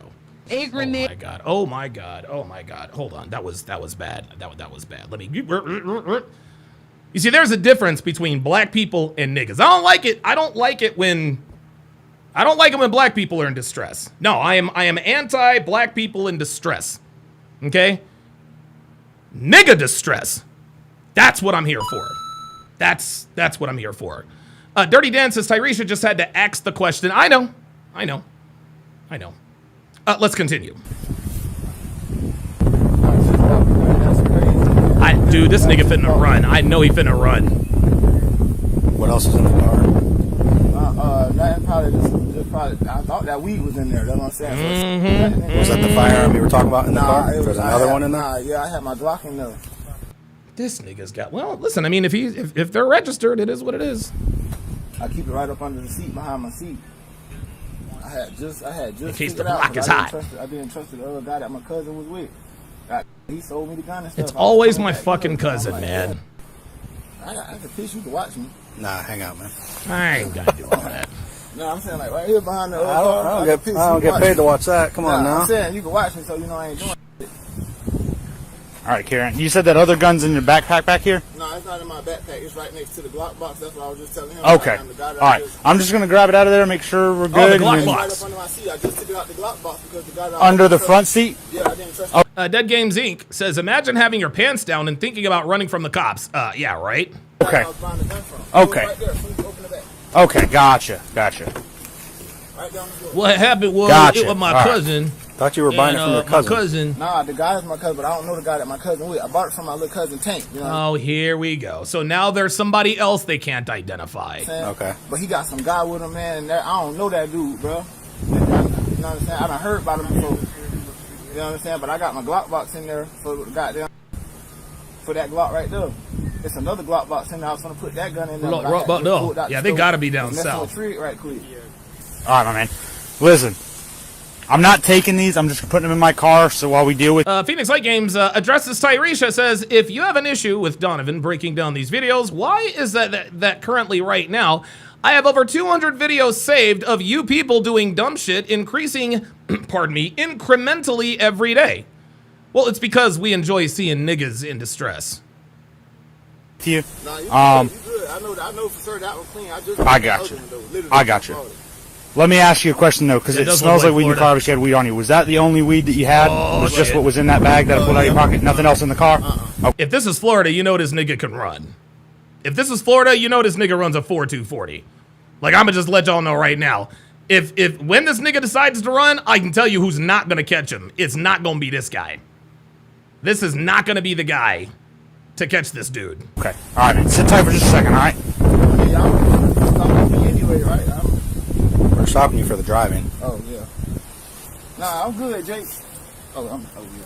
I was gonna say, I'm good, Jake. You ain't got to record nothing? We're recording for you. Huh? So we record for you. Yeah, there it is. Uh-oh, he just asked about recording, so there it is. Save your space on your smartphone. All right, carry on. So nothing else in the car, no other guns, drugs, nothing like that. Shade says, sounds like you guys have WNID syndrome. Oh my God, what is WNID syndrome? Inquiring minds want to know. Not that you know of. Okay. All right. Well, wait a minute. What? No, hold up. Now, I told y'all that I had the other Glock in the back. I got an AR-15 assault rifle in the trunk. I don't know if it's loaded or not. I got it from my other cousin and his nigga named Boudreaux. But it's back there. I'm just gonna let you know it's back there. Go ahead and do what you got to do. Mom. Oh, and then like just a little bit of weed, just like a brick of weed. I got that from my other cousin. Wait, hold on. Well, it was my cousin, and he had the brick of weed. I don't know if it's back there or not. I don't know if it's back there, but he said it was, but I don't know. I didn't see it. Grab me a wipe so I can wipe my face. This nigga. Yeah, I know. They'll let me grab the wipe. 10-4. Carry on. Stand up for me, man. This nigga looks like he's fast. What happened? Listen. Uh-oh. Oh, there he goes. There he goes. There he goes. There he goes. Oh, now they're wrestling him. Oh, there he goes. He's running. We got a runner. Oh, Taser deployed. Oh, Ride the lightning!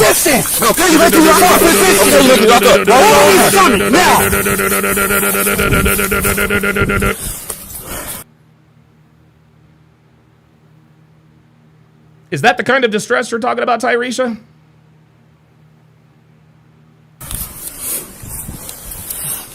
If you move, I'm gonna tase you again. You understand me? You good, Jake? Jake, you good? You good, Mom? You good?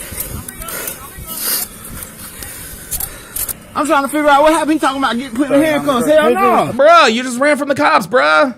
Floyd, if you can go ahead and start EMS. Spankin' Mad says, I blame his cousin. Yeah, so do I.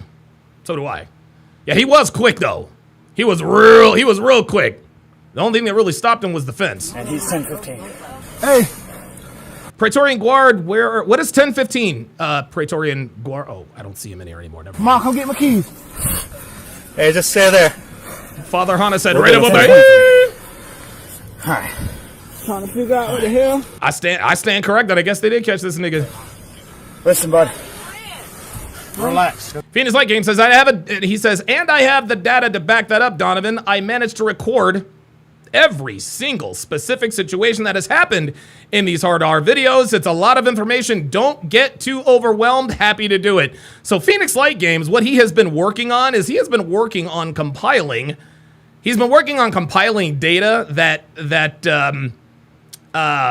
with all of our hard R videos. I can't, dude, we are going to be revealing his findings tomorrow. Shane will win with the $5 super chat says, he's a runner, he's a track star. Yes, he is. Cause I'm trying to figure out what the hell he's trying to put me in handcuffs for. That's why I ran. Ain't did. In the arm. But here's the deal, man. It's better for you to... That's why I ran. Shit, I'm trying to We're good. Hell. I have both signal zeros in my car. I haven't checked the rest of the car yet, just the trunk area. All right, bud. Listen to me. I'm just going to move you around a little bit. I got to find out where all these probes went in at. Yeah. All right? So I can get them all out. All right? This nigga ran from and wrestled with the cops, but we're still treating this guy civilly? Mom. Come get my keys and call my mama. Relax. Call my stay mama. over there for right now, my man. We'll get all that situated in a minute, all right? Oh, damn.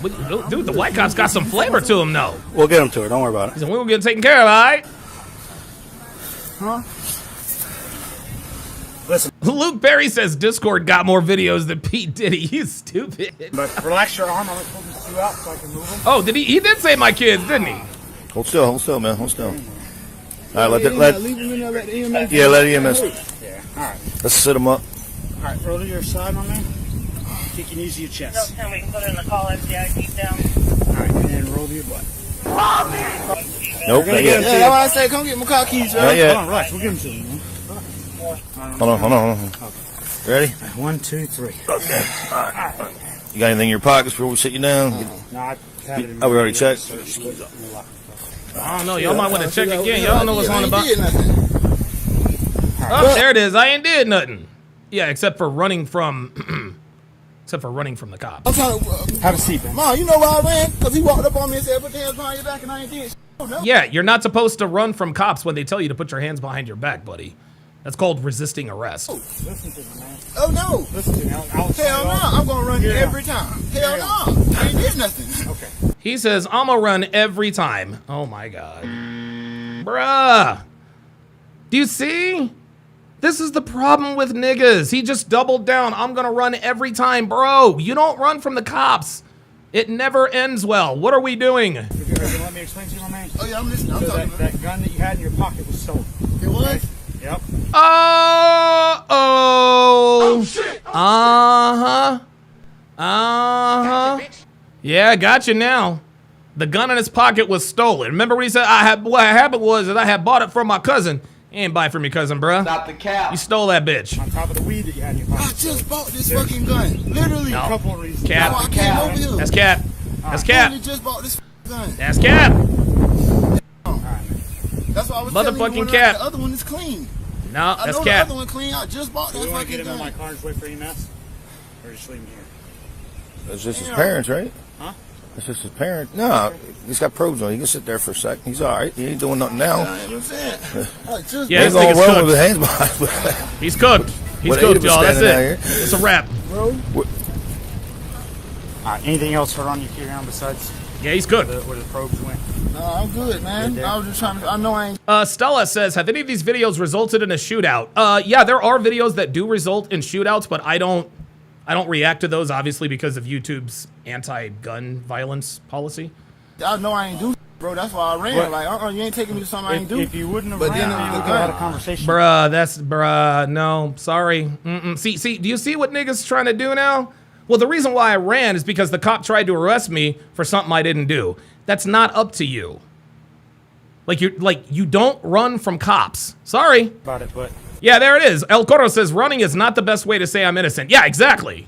That's what I was afraid of, was you taking off. Cause I'm like, bro, I know I ain't did. You talking about this gun? Yeah, nah, bro, you ain't gonna talk your way out of this one. Man. I just bought that gun, bro. I ain't even had the gun 30 minutes, and you talking about the bitch stolen. Stop the cap. I hope the bitch ain't got nothing on it. Stop capping. If you are in the possession of stolen property, you are the one in trouble for it. Give me a break. That's what I'm saying. I just bought the gun. That's what I'm saying. I was coming back here. I just bought it. Yeah, you're good. Did you find there should be 2 other probes over there somewhere? Got one there. Okay. Is this the other one? No. Find the wire. That's gonna be your easiest way to trace it. Once we get done with the vehicle, we'll... Great F1 race yesterday. Great F1 race. It was won. It was won by Lando Norris. Should have been Oscar Piastri, but Piastri caught a 10-second penalty that he probably didn't deserve, but I understood the penalty. Great race yesterday. Nico Hülkenberg got his first podium yesterday, so that was fun to watch. Well, what needs to be transferred over to you? Searching it. Phoenix Light Game says he said I was afraid. I think that counts. You know what? I'll put it in there. All right, cool. We have enough to search it. They had enough to search it. Shit, nigga. Eventually, yes, but as of right now, it's gotta come. Yeah, Bill George says Hamilton finished 4th. Right. And here's the thing. Devin and I were watching. We saw Hamilton closing on Hülkenberg. I think he got to within maybe a half a second, and then after that, Hamilton's tires left. And Hülkenberg got the podium. Good race, though. Very good race. A lot of crashes, too, uncharacteristically. And by the way, I don't expect Franco Colapinto to be with Alpine because there are very, very strong, credible sources and rumors that says that Valtteri Bottas will probably replace Franco Colapinto at Alpine. And Valtteri Bottas is currently the reserve driver for Mercedes, whom he drove for before. Once you get out, I'm saying that one clean and I got a box for it. Why you can't give that one to my mom? She got her gun license. No, because it was found in. No, it was found in the car. It's going to go with you. It's one thing for like your cell phone, a little bit of petty cash, but stuff like that, right? It's going to come with you, and it's going to. What I got to do to get it back then? When you get out, you'll have to come to the police department and see our property tech. Oh, Sig Zero is a weapon, in this case a gun. Oh, okay. She'll release it to you. Okay. I'll give you some documents that will explain all that. Yeah, I don't understand that though. If the gun was clean and it wasn't found on me, and I got the box and stuff for it, why you got to take it? Why you can't just take the one that I just bought? Because you're being arrested for a crime. Yeah, Berchilli says Verstappen almost crashed 10 times in those conditions. Crazy. I actually thought that the rain was going to be advantage Verstappen. Because you remember last year in Sao Paulo, personally the greatest drive I've ever seen, Verstappen started P17 and came all the way back and won the race. And that was in your possession when you're arrested for the crime. Does that make sense? Bottas is driving for, is he really driving for Cadillac? Oh. Because it was in the car with you. I didn't know that. Hold up. That's all. Little F1 talk here. Mom, just call the bail bond. I was playing with Trigg in the middle of the road, and they were just stopping me to tell me like I'm driving weird. I need to chill out, but I had the damn gun on me. I told him I just bought it. When he ran the serial number, the damn gun was stolen. Carry on. So, Fire department's here. They're gonna come over. I ain't running, bro. I ain't going nowhere, bro. You good, bro? All right. The only reason You said you weren't going nowhere before, bruh. I told you I'm good. The only reason I tried to run from you because you talking about putting my hand behind my back. Here's the thing. I'm gonna be 100% honest with you. Had you not run, we could have probably had a conversation. Yeah, that's what I was saying. I thought There it is. Yeah, but you going to jail now, Negro. Citation and shit. Now at this point, my man. I mean, we good. I know I'm going. Got to go to jail, bro. Because I tried to run, but shit, bro. I'm telling you right now, officer. What's your name is? McLean. If you ever run into me and I ain't did nothing, you ain't telling me what I know I ain't did nothing, and you trying to take me to jail. Please. See, I know I ain't did nothing. See, you can't. The judge is not going to tell you. The judge is not going to tell you. I know you ain't done nothing. Bill George says, is Verstappen going to Mercedes next year? No. Verstappen is most definitely not going to Mercedes. I know the rumors are rampant. Dude, Christian Horner will make sure. Dude, Christian Horner would give up his firstborn to keep Verstappen. That's not happening. I'm telling you that right now. I ain't playing, bro. I know I ain't did nothing. I'm innocent. This nigga, I know I ain't did nothing. That's not up to you, though. See, you as the perpetrator, you don't get to determine your guilt or innocence. I just bought the gun. That's why I told you can look at the other one. Not yet. They're in the fatty portion of his arm, and we can't get a good enough. And the motherfuckers hurt. Get him out. Please, goddamn. I think there might be one down on his leg. Ooh, Praetorian Guard says probably broken glass took it from a car of a burglary. It probably did. Saber89 with the $2 super chat, or I'm sorry, with the $2 Rumble rant says it would be best for him to shut up, or they will use him to flip on the ones who he bought the gun from, make him a snitch. Oh boys, you know snitches get stitches and get thrown in ditches, right? You know that, right? Can you decide where the prongs are? No, it's great. It don't even hurt where the prongs are. It's just when y'all pull that little damn string, whatever, I feel that bit tugging my meat. We'll get him out. What? But I'm good. All right, so are there any area to be precaution of? Nope. All right, I'm good. Yep. He tried you to let Mr. Bass witness his innocence. Man, I'm on run, especially if I ain't done nothing. Yeah, you don't get to decide your innocence or guilt, buddy boy. Oh no, not another gun? No, it's gonna hurt a little bit, my man. Ready? Yeah. 1, 2, 3. Miller X says you only show the black people getting locked up, bro. No, I show niggas getting locked up. There's a difference. He did fall. God damn.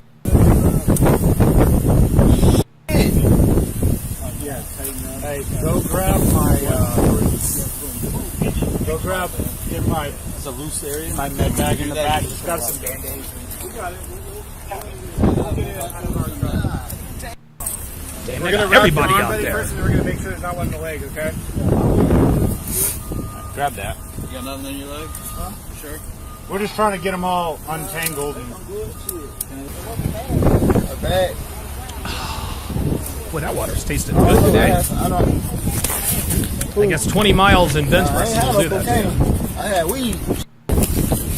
Y'all, I rode my bike. I rode my bike 19 and a half miles today, and I feel fucking great. I can't wait for tomorrow. Oh shit! They in the car.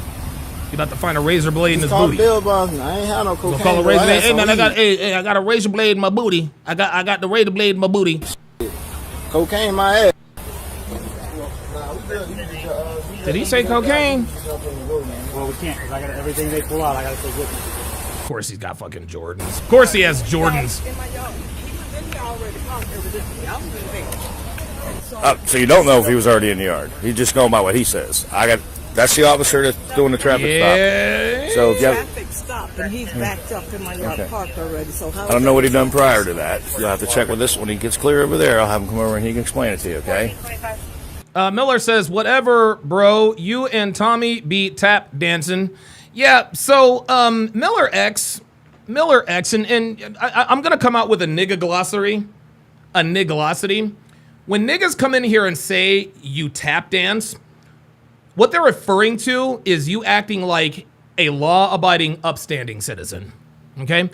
If you get pulled over for any reason and the cop comes up to the cop comes up and asks you for your license and registration, by complying with the cops, you are tap dancing. When the cop says, do you know why I pulled you over today? And you say, yeah, I was probably speeding. They call that tap dancing. When the cop asks you to step out of the car and you actually get out of the car, they call that tap dancing. What you guys have to understand is that niggas consider following the law tap dancing.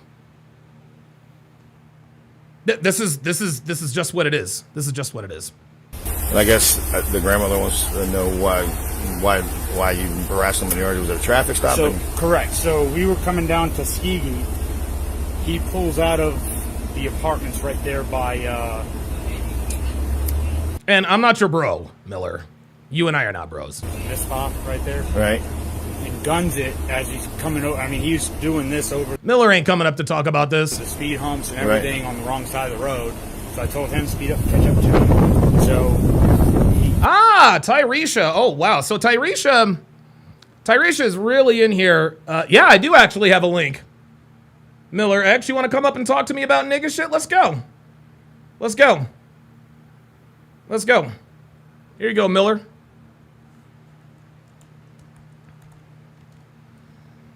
Hashtag pull up. Yeah, come on up, bruh.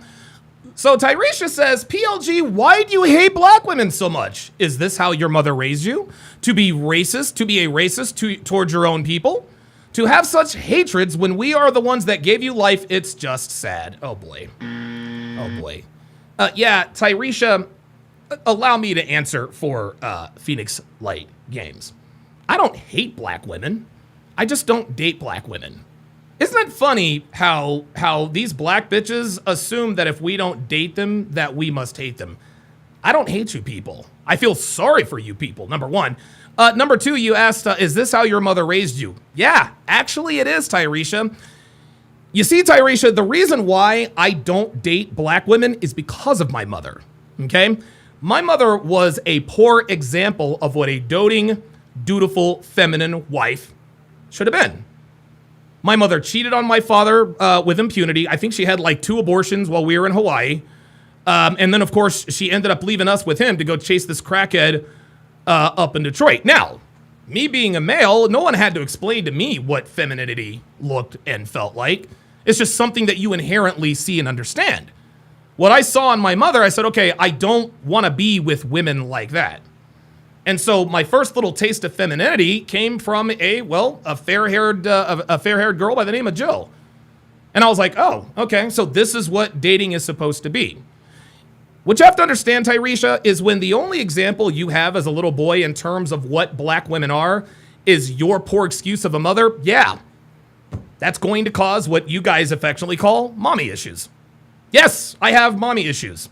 My mother was a terrible excuse of a mother. And she is probably the main reason I don't date black women today. Because my mother, I'm gonna tell you what, I gotta thank my mom for that. I really, really do. I really, really do. My mother wasn't the exception to the rule. My mother was the rule. She was the rule. And so when I looked around, I saw girls that were my same color acting like my mom. And I decided, oh, okay, so this is how black women act. I'm going to go that way. There you go. Let's get it. Gets up here and he comes down Georgia from Harlem. And so I was like, go straight so we can try to cut him off. All right. We come out to Harlem. He cuts down this way. Oh, he tried to be slick. He tried to be slick. So that's when I roll up and we hit the light. Slick in the driver's seat. Okay. Just put it in park when we rolled up. So. Perfect. Okay. So legit traffic. Yep. Okay. All right. All day long. All right. 22-year-old Kyrian Black was charged with carrying a concealed weapon, theft of a firearm, concealing a weapon during a felony, drug charges, and resisting arrest. Bond was set at $14,000. Man, I swear to God, I wish, man, $14,000 bond. Man, I would kill for some shit like that. Okay, we are going to do one more police video. This one is relatively short, and then we will get into the Myron Gaines shenanigans. This one is entitled, Man with kidnapping warrants thinks he's above the law. Oh boy. Tony, police department, we know you're in there. Come to the door. We set the hard R bingo card here. Tony, police department, come to the door. Oh, shit. Tony, answer the door, Tony. Tony. We know you're in there. Tony, answer the door, bruh. Oh, there he is. Step on out for me. See your hands. Step on out for me. Oh, here we go. Here we go. Don't fight. We gonna ride the lightning. Don't resist. We gonna ride the lightning. Stop resisting. Chill out and we'll tell you. Chill out. We'll tell you. Chill out. We'll tell you. I didn't do nothing. Stop fighting. Relax. What's going on? What's going on? You have a warrant for your arrest. Here you go. Okay, just relax. Tony, relax. This nigga trying to act like he didn't know what the fuck is going on. If you didn't know what the hell was going on, you'd have answered the door sooner. Stop it. I want to know first. We're explaining. You have a warrant for your arrest. Miller, you asked me if I had a link about 10 minutes ago. I gave it to you, and I don't see you in here. Where you at? I appreciate you coming to the door. Okay, can I know what's going on? Yeah, we're going to explain it to you. Hold on. Just relax. Tony, relax. Relax. Just relax. Just relax. I'm good. I'm good. You guys already put me that thing, so I'm good. Oh, he sounds like an island. He doesn't sound American. I'm good. I said, I'm good. Listen. You heard me? Listen. What I do? Not touch me like that. Listen. Oh, don't touch me. Not touch me. I'm not going to kill you. Stop being I'm going stupid. to tase him. Stop. Hey, I want to get Stop video. fighting. I want to get video of everything they're doing me. I have What? blood on my mouth. I want to do video now. Stop resisting. What is he talking I have the blood on my mouth. I want to do video. They're fighting me. I don't do nothing. You are fighting with You us. fighting me. You fighting me. I'm not fighting you. Yes, you Okay, are. let me down. Stop. Can you let me down? Can you let me down? Are you going to stop fighting with Can you let me us? down? Are you going to stop This is fighting? my house. You can't do that. He's about to chip Yes, out. Yeah, you he have can. outstanding felony warrants. You have a second-degree felony warrant. Yes, we can. Miller says, I already talked to Tommy Sotomayor. You and him can't be reasoned with, just self-haters. Yep, translation, you're scared. So guess what? Now you're banned, Miller. Now you're banned. See, here's the thing. I don't mind having people in my chat who disagree with me. I don't. I don't. What I have a problem with are cowardly-ass niggas who say, where's the link? And then when I give you the link, it's not worth it. You niggas are all the same. You niggas are all the same. I got a question. I'm going to pull up. None of you ever pull up. So you can get the fuck out of here. Can't stand you niggas, man. I've already talked to Tommy and you guys can't be reasoned with. No, we can't be. We can't be. I am very close-minded on this topic because I have enough information to be close-minded. Nice try. I have nothing. God will show you guys everything that's doing is wrong. You have a felony 2 warrant for kidnapping. Hey, bro, you doing, listen what you're. Stop resisting us. Are you going to stop? Okay, let me go. I'm doing nothing. Okay, I give stop you guys my resisting. rights, yes or no? Stop resisting. I give you my right, yes or no? Okay, are you going to stop? Yes. I don't know what to do. Because you're fighting with us. I'm not fighting you. Sit down. I'm not fighting you. Sit down. Sit down. I'm not fighting you. Step back from me. You see, Just because you're saying it doesn't make it true. I need my phone. Get my phone. Oh, where's my phone? I wanna before we go here, I wanna get that video. We're going to take that with you.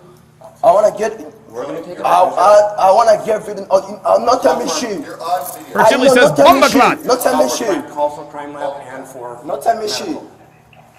Just come on. You will not call medical because you guys fighting me. I'm not doing nothing. Come down. We're just going to have you checked out. We're going to have you checked out. Okay, we're going to have you checked out. I need to catch my breath. Bomba clot. Papa, you can do everything. You guys can do. Phoenix Light Games responds to Tyresha says, Donovan answered for me very well.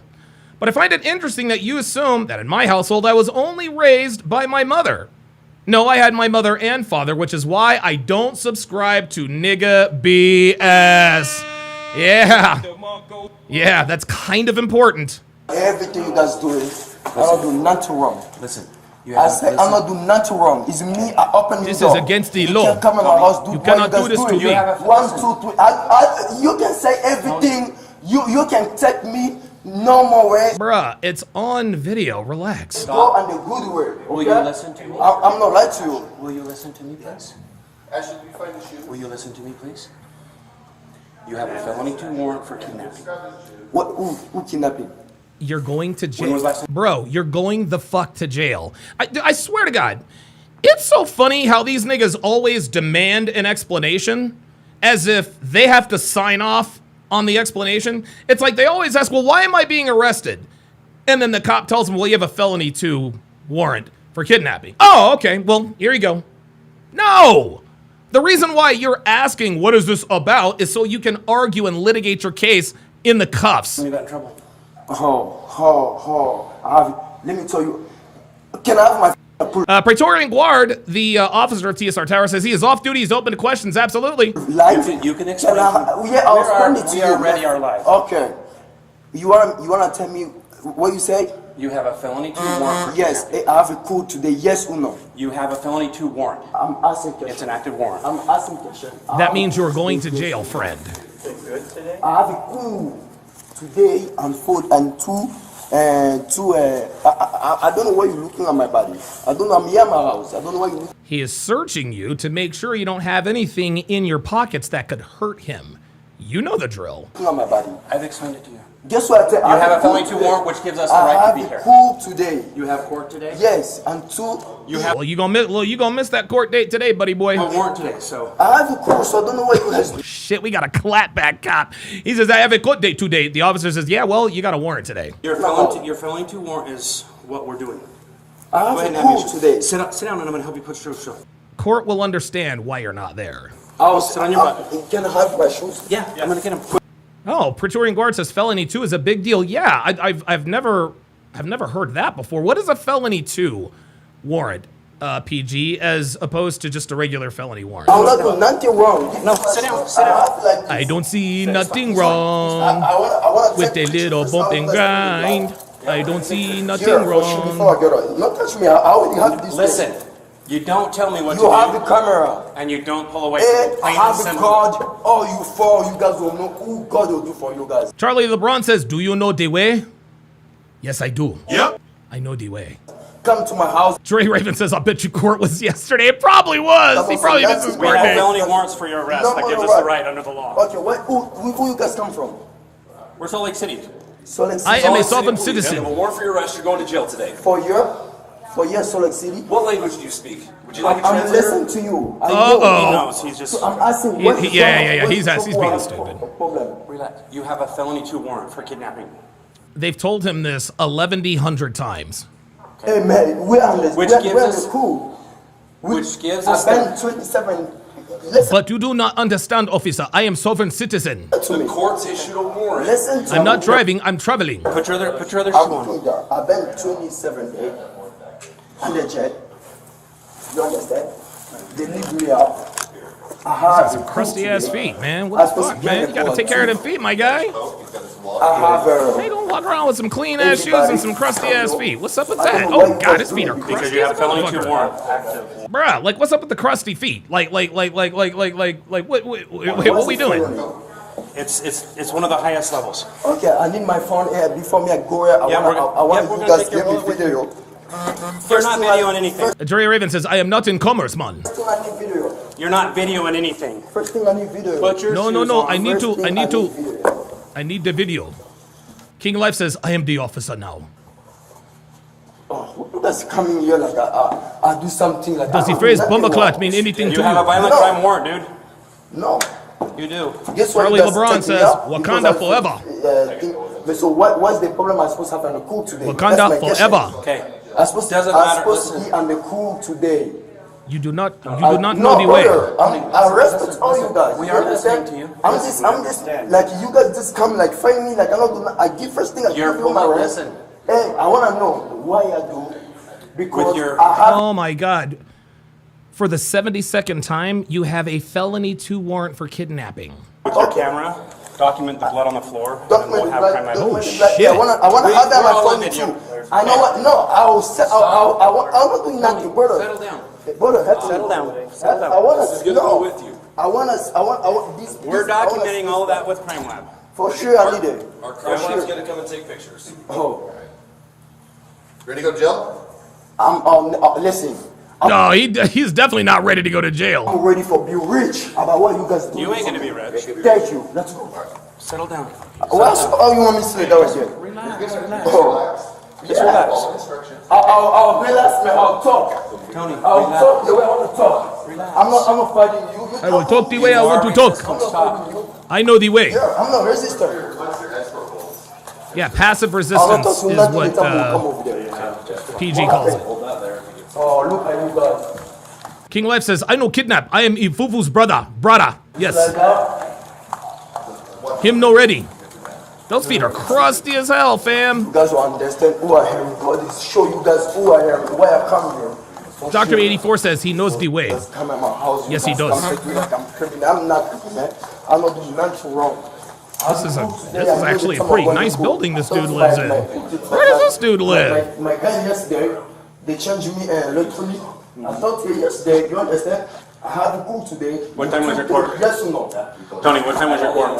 2:30, brother. Calm down, relax. Like I don't know. Is this crazy? Because you guys come like a kid, someone. Shane will win with the $5 super chat. Says, do you understand the words that are coming out of my mouth? That was a great movie, Rush Hour. Will you listen to me? The way you guys come like I do something wrong, like I know. Yes, you have a warrant. That's why they're there. Tony, will you listen to me so I can explain it to you? You guys come is not like that. You have a warrant. We have a warrant for your arrest. So that's why we're here. What that means is when the court issues a warrant, that means we come and arrest you on the warrant and you go to jail for the warrant. There you go. That's how it works, brother. I don't know go jail for nothing. Everything you guys doing, soon you guys will understand what you guys doing to me. No, you haven't. I respect you guys. King Life, you gotta stop. King Life says, I sue you for ear infection. I'm not scared of nobody. We men, us we men here. I'm not scared of nobody, for sure. We men. I'm talking to you guys like men. But you're not listening. I'm not lying to you. I'm talking to you like men. Look my blood. How you want me to talk to you? Look my blood. How you want me to talk to you? Then some you put me blood. How you want me to talk to you? You she. No, you not tell me she. Let's go. I'm not relax. I'm not relax. You want me to talk to nice? They tell me come on. He actually has kind of a French accent, so he might be Haitian, guys. He might be from Haiti. Yeah, this is a really nice building, actually. This is No, really you nice. don't talk to me nicely. I need you guys video. You can come at my house like that. Yeah, we can. We have the right to. Yeah, a felony warrant. This is God. Where is this? I'm good. I love you, God. Thank you. Yo, where the fuck does this dude live? Yeah. I mean, 1, 2, 3, 5. There's 4 of us. It's not this way. Can I show you guys? This What is the fuck? Slow down. Slow down. Oh, he doesn't. Oh, Dr. B said, oh, he doesn't sound Haitian. Oh, okay. All right. I mean, Why do you want me to slow down? Shane Ingle with the $2 super chat says, I would have called ICE by now. Good grief. Yeah, right? Why do you want me to slow down? I'll talk to you. I'll talk to you. I don't want you to I'm not fall scared down. of you. I'll talk to you the way I'll No talk to one's scared of you. you. Yeah, I'm not scared of you. Yeah, no one's scared of you, brother. Let me walk. Not touch me like that. Not touch me like that. Relax. Why you want me? Don't touch me. Stop. I'll not stop. Why you want me to stop? You come on my permit like I'm a criminal? You are a criminal. That's why you're in handcuffs. I'm not. Oh, clap back up. You are a criminal. That's why you're in handcuffs. There it is. I'm not criminal. Stop.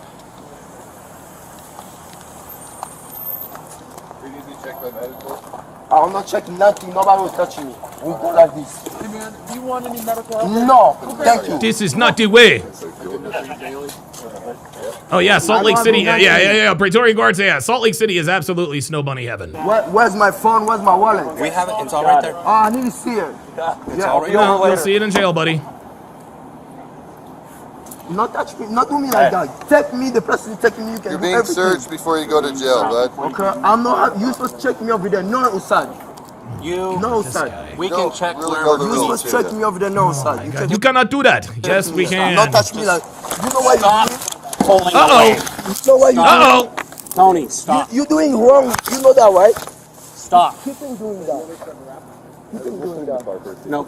I'm waiting for him to say, you're doing too much. I'll help you guys. I'll help you. I'll help you guys. I'm relaxed. I don't know why you guys talk now. You know, it's like I'm You're relaxed. saying you're relaxed, but you're not acting I'm like you're relaxed. relaxed. Then prove it. Then act that way, okay? I'll not act that way. Look, how you want me to act that way? You pull me blood. You want me to act that way? You have blood on me.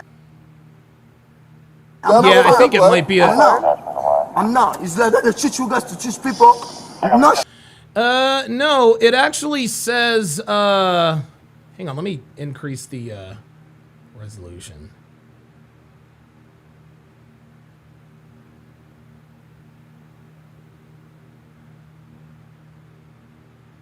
It says Hardware West. That's weird. Okay, well, either way, it's a nice place.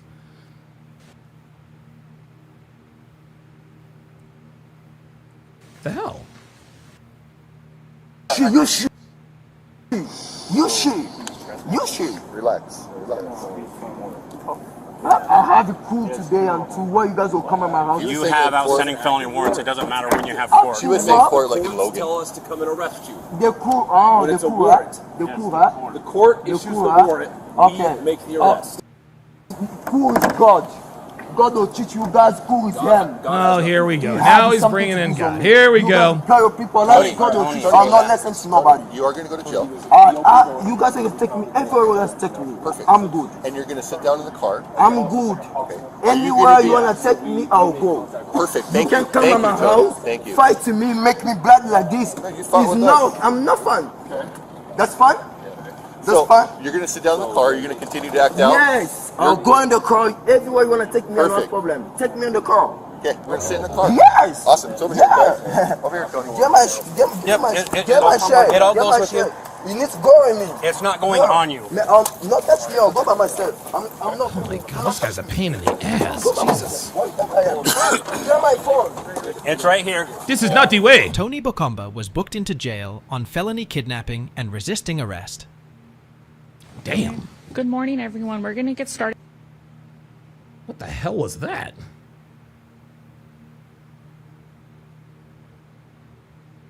All right. All right, so that is the end of the Hard R segment. Now we are going to get into the main event. And the first video I'm going to react to is entitled Woke Mexican Got Told the Truth About Trump's Deportations. Now, I have not seen this one yet.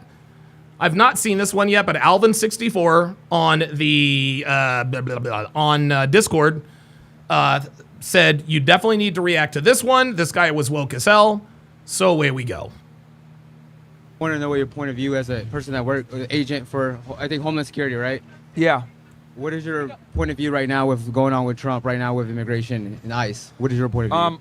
I think it's good. I think we haven't enforced immigration like this in a very long time, and I think you know, not only do we need to stop the border crossings, but then we also need to remove the people that are here illegally that have kind of been here for a while from the Biden administration and other administrations. What do you think about the racially profiling people that are brown, people that are getting stopped just because they're brown? Do you think that affects the amendments that we have, like the 4th Amendment, 5th Amendment? Well, here's the thing, right? And this is why, like, I kid around and I say, like, oh no. Oh. Okay, so Patreon gave me some more storage. Thank God. I'm like a proud bigot or racist. Like, the reality is everyone has some level of bias, racism, profiling, like, because human beings don't have the ability to get to. Okay, guys, by the way, I'm going to be uploading a shit ton of content to Patreon. A shit ton of content for Patreon. I haven't been able to upload to Patreon for the last couple of days because I've reached my limit. But they have extended my limit again. So, thank God for that. Know everybody that they talk to. So you have to kind of have preconceived notions about how someone looks and what their behavior is going to be to kind of predict, right? It's a safety mechanism, right? And then obviously if you meet them and they're not the stereotype, that's different, right? Like, for example, the gentleman before, he confirmed all the stereotypes about black men. He's been violent and all this other shit. So, you know, is every black guy like that? No. But a lot of the times when you kind of assume what things are going to be, you'll be right a lot of the times. We'll be wrong sometimes, yes. But, you know, if you don't do that, then you might set yourself up to be assaulted. Now, to come back to the immigration thing, I don't think it's necessarily profiling as much as a lot of these people were ordered removed by an immigration judge. No, I like profiling. I think profiling is necessary, and I think it's good. So, Oh, wow. David Izenwa says that this occurred after that black dude who tried to fight Myron same day. Wow. Okay. It's not that they're being. Oh, that's who he was talking about. Okay, I got you. I got you. They've been ordered removed by a judge. They're not here legally. But there's 4 raids going on, and they're stopping people who are just brown. I'm sorry. There's raids going on. And there's people that are getting stopped just for being brown, for looking brown. Okay, and if they're brown but legal, all they have to do, sir, is show identification that proves that they are an American citizen, and they are released. So if you're a person about the Constitution and you're like American, then how are you okay with that? How are you okay with any U.S. citizen being stopped for the purpose of them being a brown person? Well, I think... What? What is he talking about? Justify that as a person, as a brown person yourself. Yeah, I don't think... Yeah, oh, as a brown person yourself, dude, Myron is African-American by definition. He is not Latino. Stop. Like, if it happens to you, how are you going to handle that? Are you going to be okay with that? You're just going to say it's part of the process?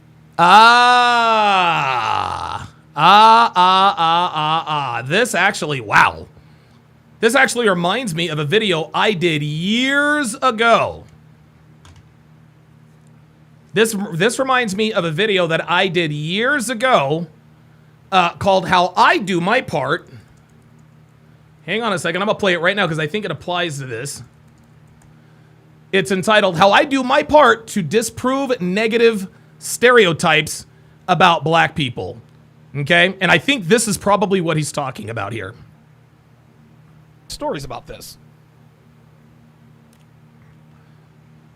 All right, listen very, very closely.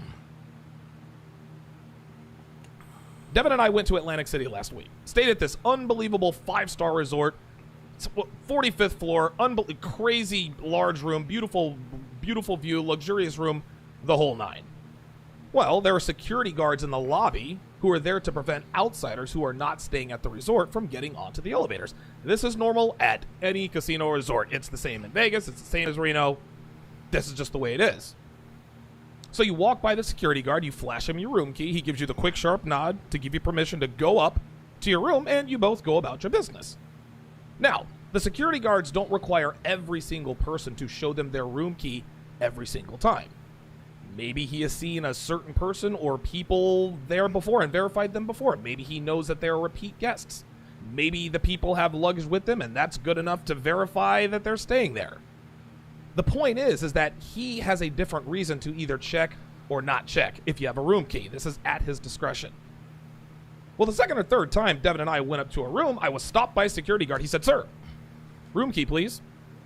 Now, I could have gotten all bent out of shape and said, "You're profiling me. I've been up to my room twice already. You want to ask me for a key because I'm a black man? You let that white couple go by, but why did you stop me?" But you want to know why I didn't?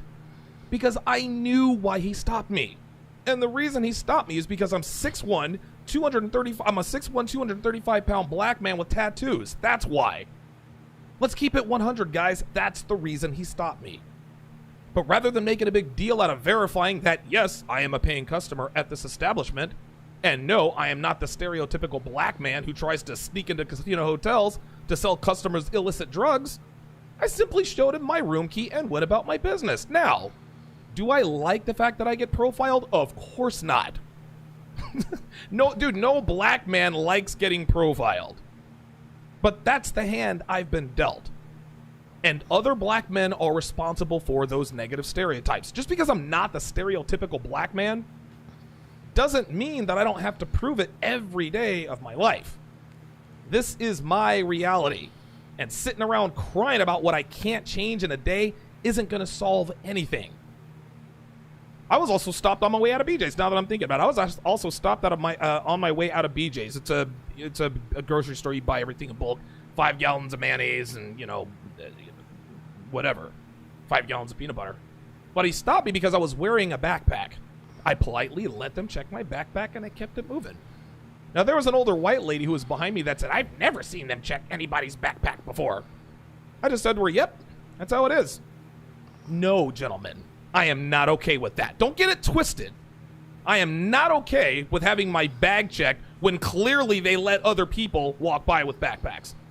But making a scene and escalating a situation only further perpetuates the negative stereotypes about black men. And guess what? That doesn't help anyone, least of all myself.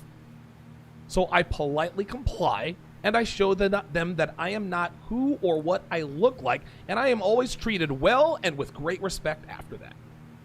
And in the back of my mind, I think to myself, you know what? Maybe the next time someone comes through here who looks like me, the security guard will think back on his experience with me and maybe let him slide without needing to see his room key or check his backpack. And that's how I do my part. Causing a scene or getting all upset about something like that doesn't make you a hero. So there you go. So this guy is asking Myron, well, what if this happened to you? How would you react? Well, if that happened to me, I would show them my identification to prove that I am an American citizen, and I go about my business. Well, I'm not an illegal alien. Oops! Oh, boy. Oh, there it was. Yep. Gotcha, bitch. Gotcha.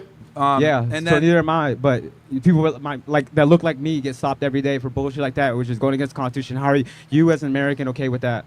Well, here's the thing. You got to remember that what you might define as profiling might not actually be profiling, right? So, like, let's say immigration officers know that there's a lot of illegal aliens that hang out at a Home Depot. They go there and they see 20 individuals, right?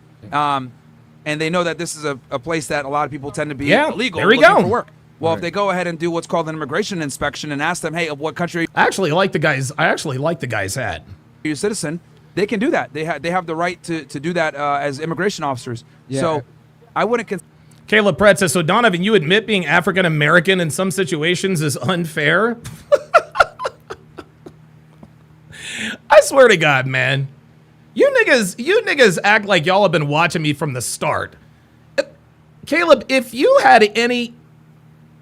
Never mind, man. Just do your research. Just do your research, man. Jesus Christ. consider that really profiling. Oh, And then in a lot of these cases where they're, going out and actually arresting people, they have an immigration warrant, which means they've been deported by an immigration judge. So yeah, that's a very few, but there's people who are just commuting, going on through their lives and being stopped, and they shouldn't have to even.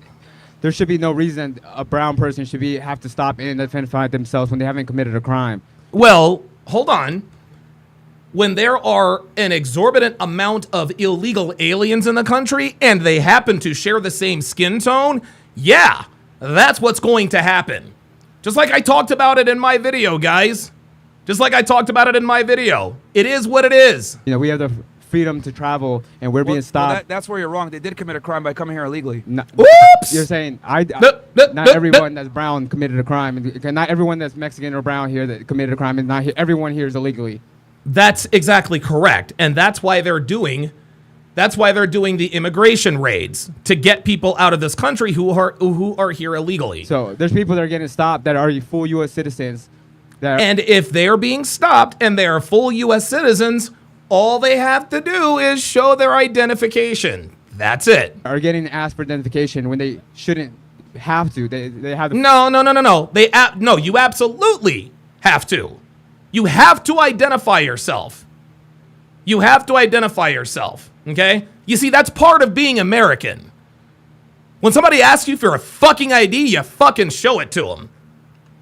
Guys, I remember, I'm old enough to remember, and a lot of you guys don't remember. A lot of you guys are probably not old enough to remember the immediate aftermath of 9/11. I remember how long it took to get through airports after 9/11. Okay? I had no problem with it. Because for the last 6 months, I saw on a loop planes flying into the World Trade Center. And I said, you know what? If I got to show up to the airport an hour early to get frisked and get my bag checked to keep somebody from hijacking my plane, then so be it. So be it. If you are a legal resident of the United States of America, and you are asked to identify yourself, what does it hurt to identify yourself? Okay, you got a lot of, and what this guy is doing is he's saying, well, they shouldn't be profiling. Yes, they should. Yes, they should. Freedom to just travel. Well, immigration officers have the ability to do immigration inspections. They can absolutely stop you and ask your citizenship. Yeah, but they're only stopping brown people. They're not stopping white people. Well, they're not stopping white people because most illegal aliens in this country are not white. Here he goes. If they're close to the border, and that's what it tends to be. That's what it's going to be. Like it's So it's you're not- just okay with that. So you're picking and choosing. So if you can't, how do you pick and choose what you want to follow from the Constitution? What does this have to It's do not with the about picking and choosing. It's about they have a duty to. It's about enforcing the law. To remove illegal aliens. A lot of the illegal aliens tend to be from Mexico and South America. They have a certain type of look, so it makes sense that they would go ahead and ask them questions or conduct an immigration inspection. I don't think that's inherently biased or racist because a lot of these officers that are doing this are Mexican themselves or Hispanic. Crypto Kush says, what about the Fourth Amendment? That's pretty American. Yes, the Fourth Amendment is illegal search and seizure. Seizing people who are here illegally is legal. What are you talking about, Crypto Cash? Hold on, let me look that up. If I'm not mistaken, I think the Fourth Amendment is illegal search and seizure. Hold on, Fourth Amendment.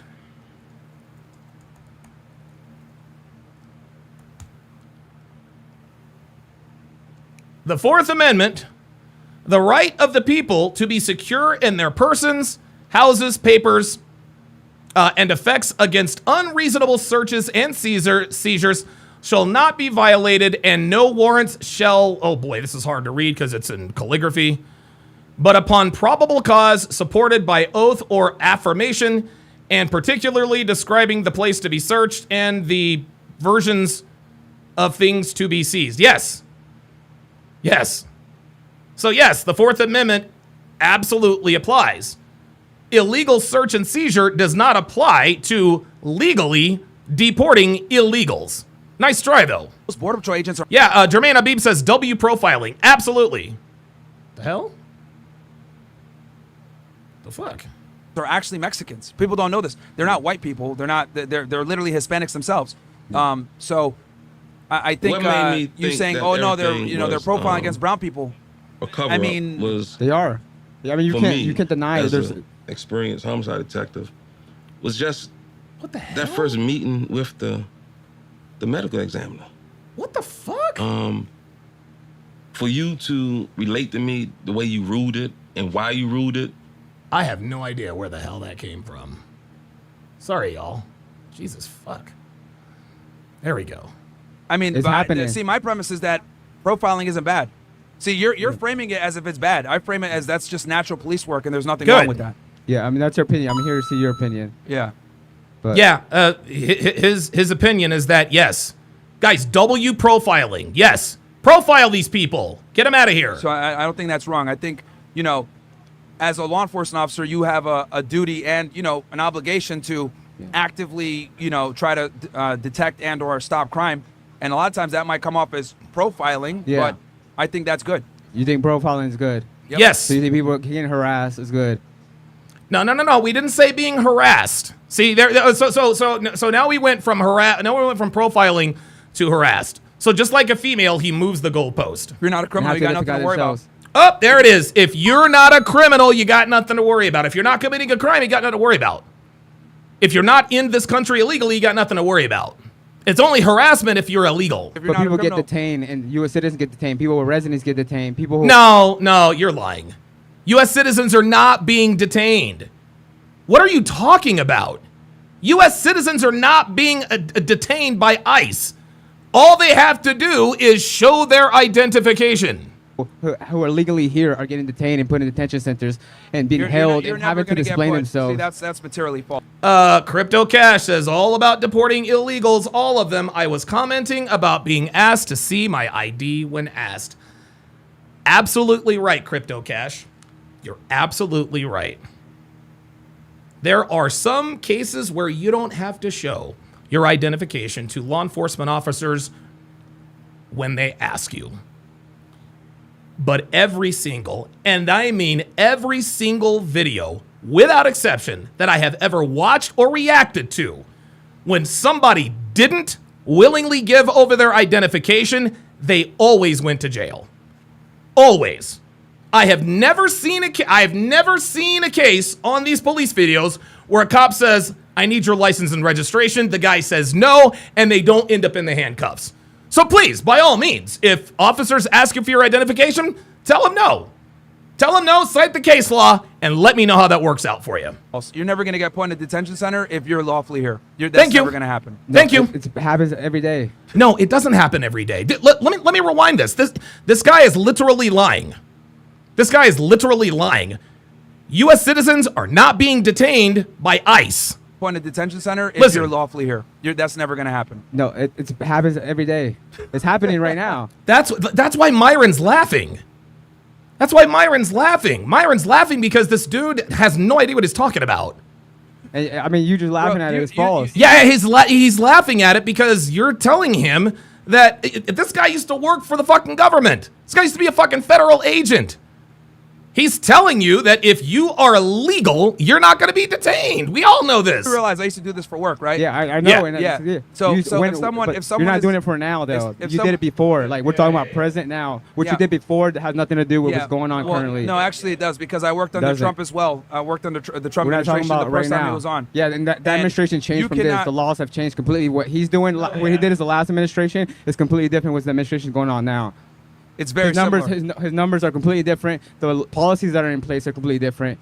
It's not the same policies. It's very similar. But it's now, not. are they cracking down on immigration now more than before? Yes, exactly. But the So it's point not I'm the trying to same. make is that if you encounter somebody and they have documentation, whether it's an LPR card or they're a U.S. citizen, you're not going to take them back to an ERO facility. You're not going to do that. They have to prove it. So they get picked up. The fact that they're even getting stopped at point.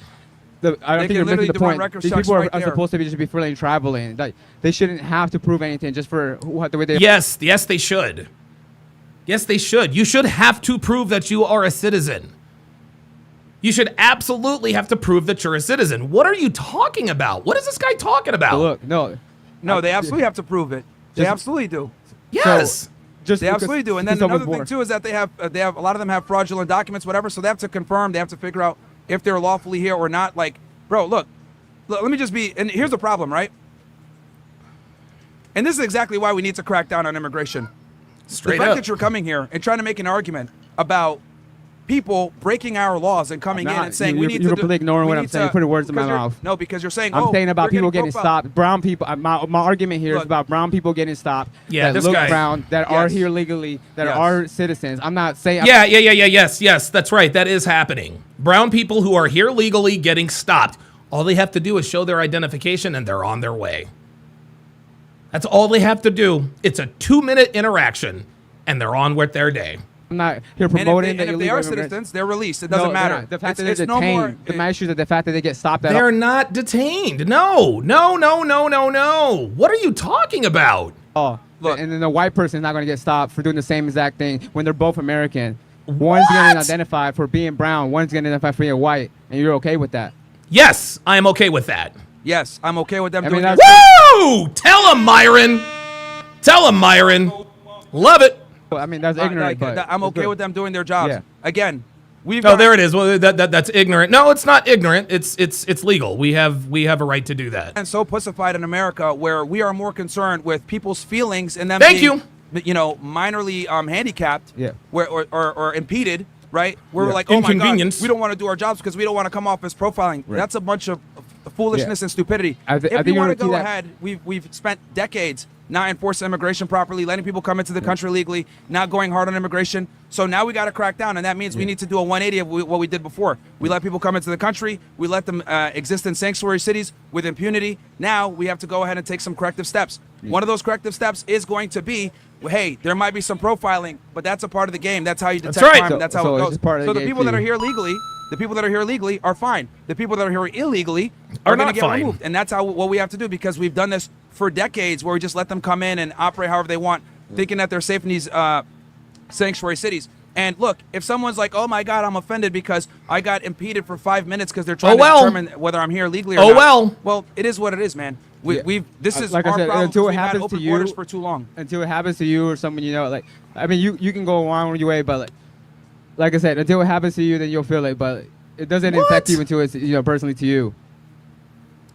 Look, and that's I've been- cool. I mean, look, I mean here's that's the thing. fine. You can, See- you know, ignorance is to yourself, you know. No, but it's not, it's not ignorance because I've actually been profiled by the police before. Yeah, I you're have. cool. Yes, of course, Myron. Dude, you don't think Myron has ever been profiled by the cops?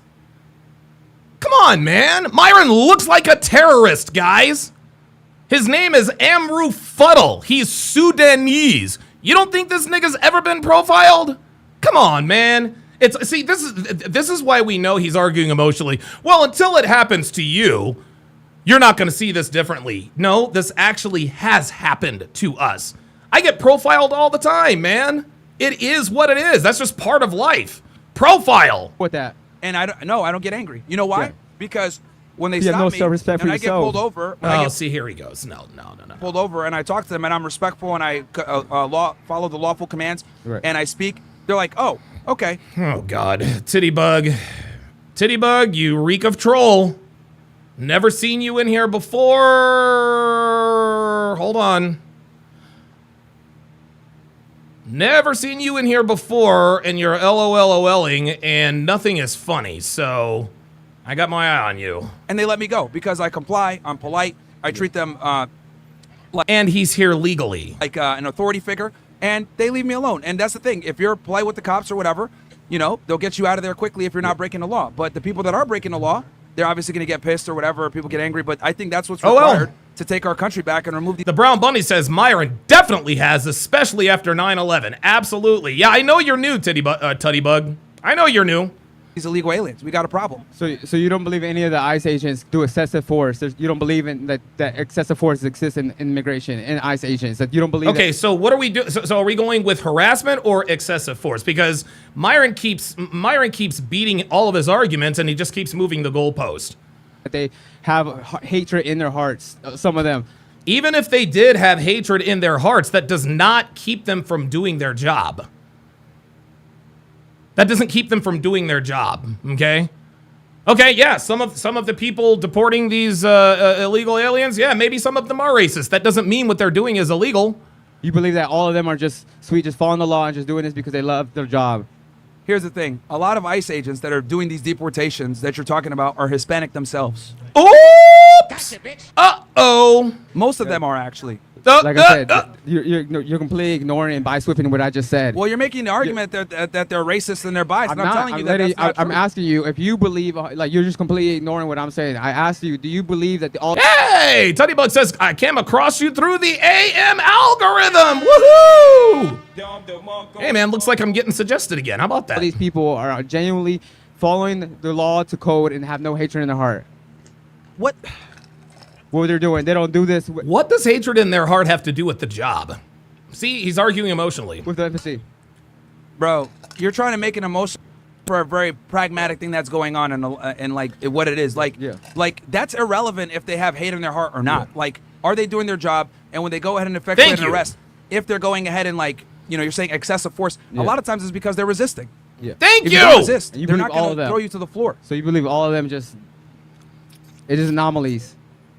What are you talking about? Okay, so we're just going to not enforce our laws because of feelings. That's what the argument you're trying to make. Yeah. I'm just asking you what your opinion is. No, you're not just asking him shit. You're trying to justify illegal immigrants. I just want to see your insight on how you believe these people's But no, mindsets 'cause is. you're framing the question in a certain way. Bro, I'll be honest.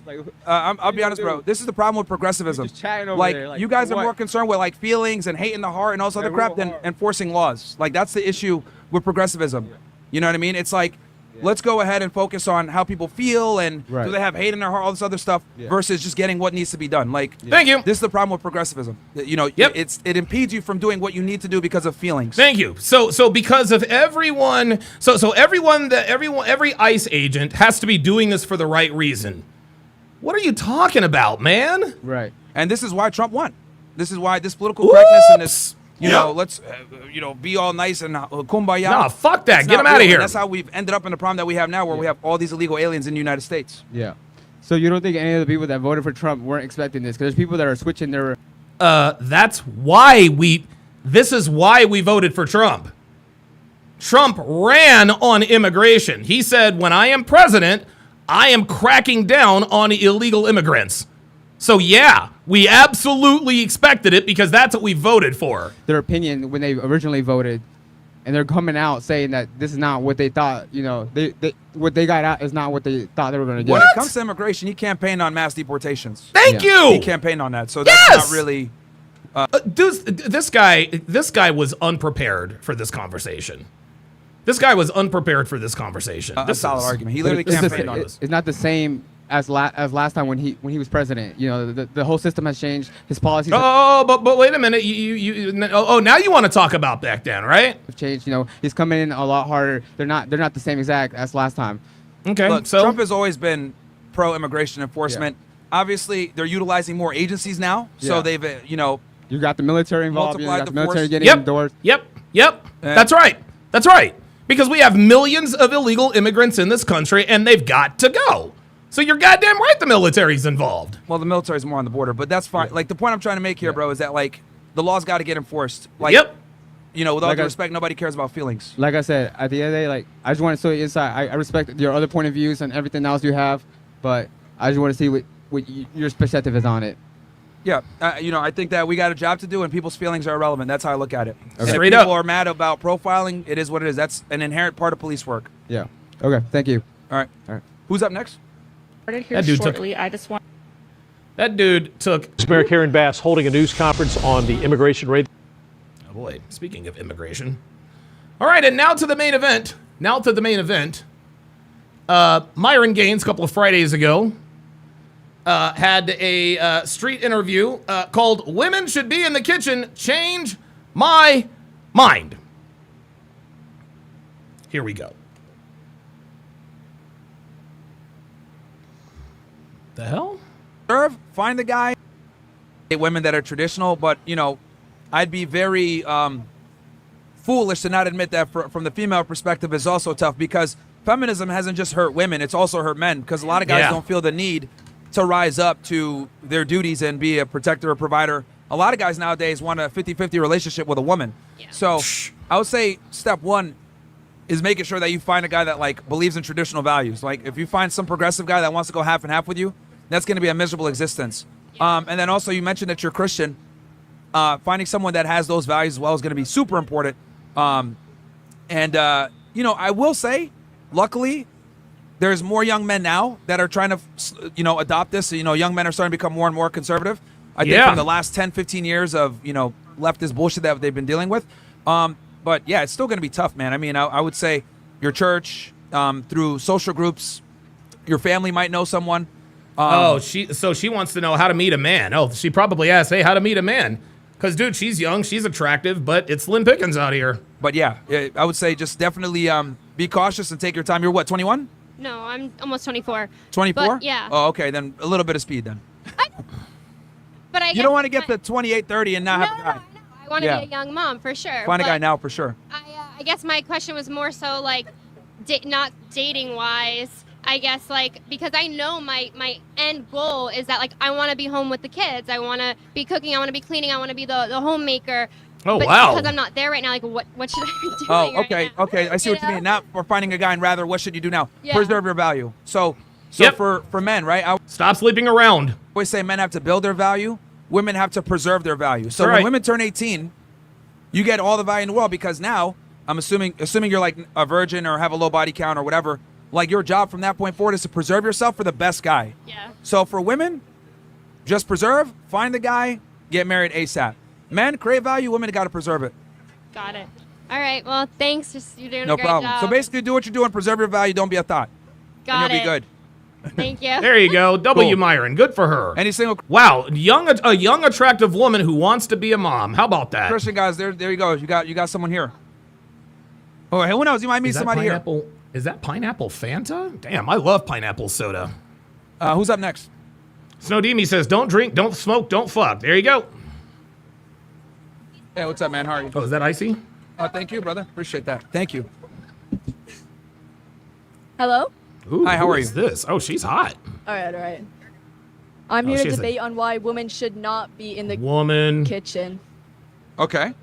So after marriage, I have a question. One down on it.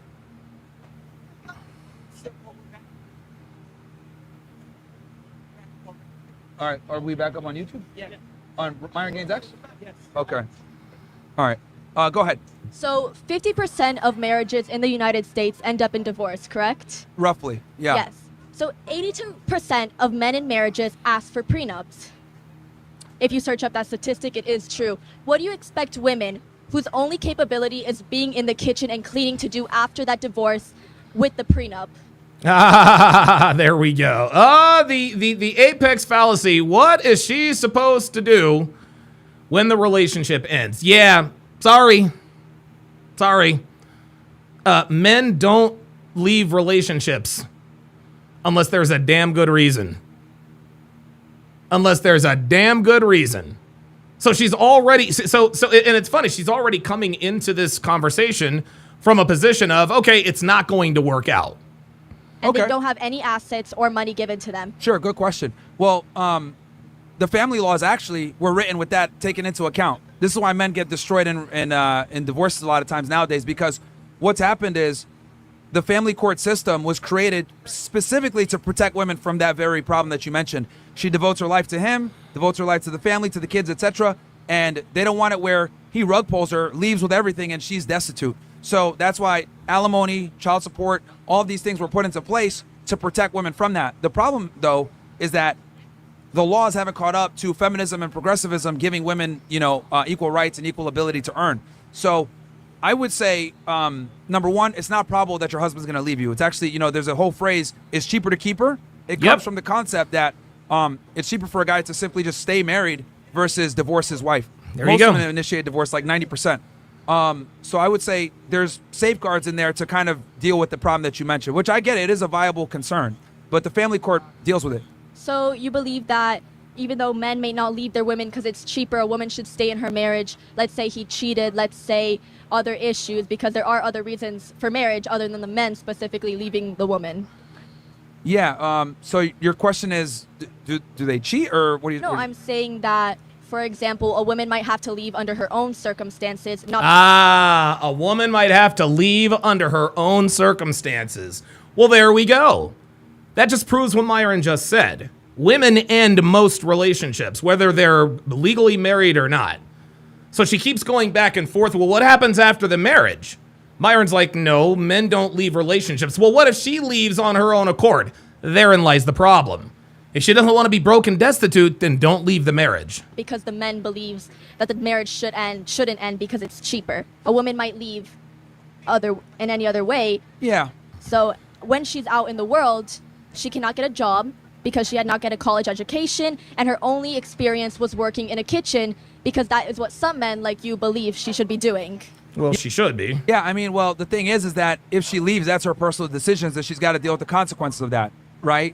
Like, if she's going to go ahead and break up her family and leave her husband, that's on her. There's going to be negative consequences to that, right? And this is what Pearl says all the time. Pearl says all the time,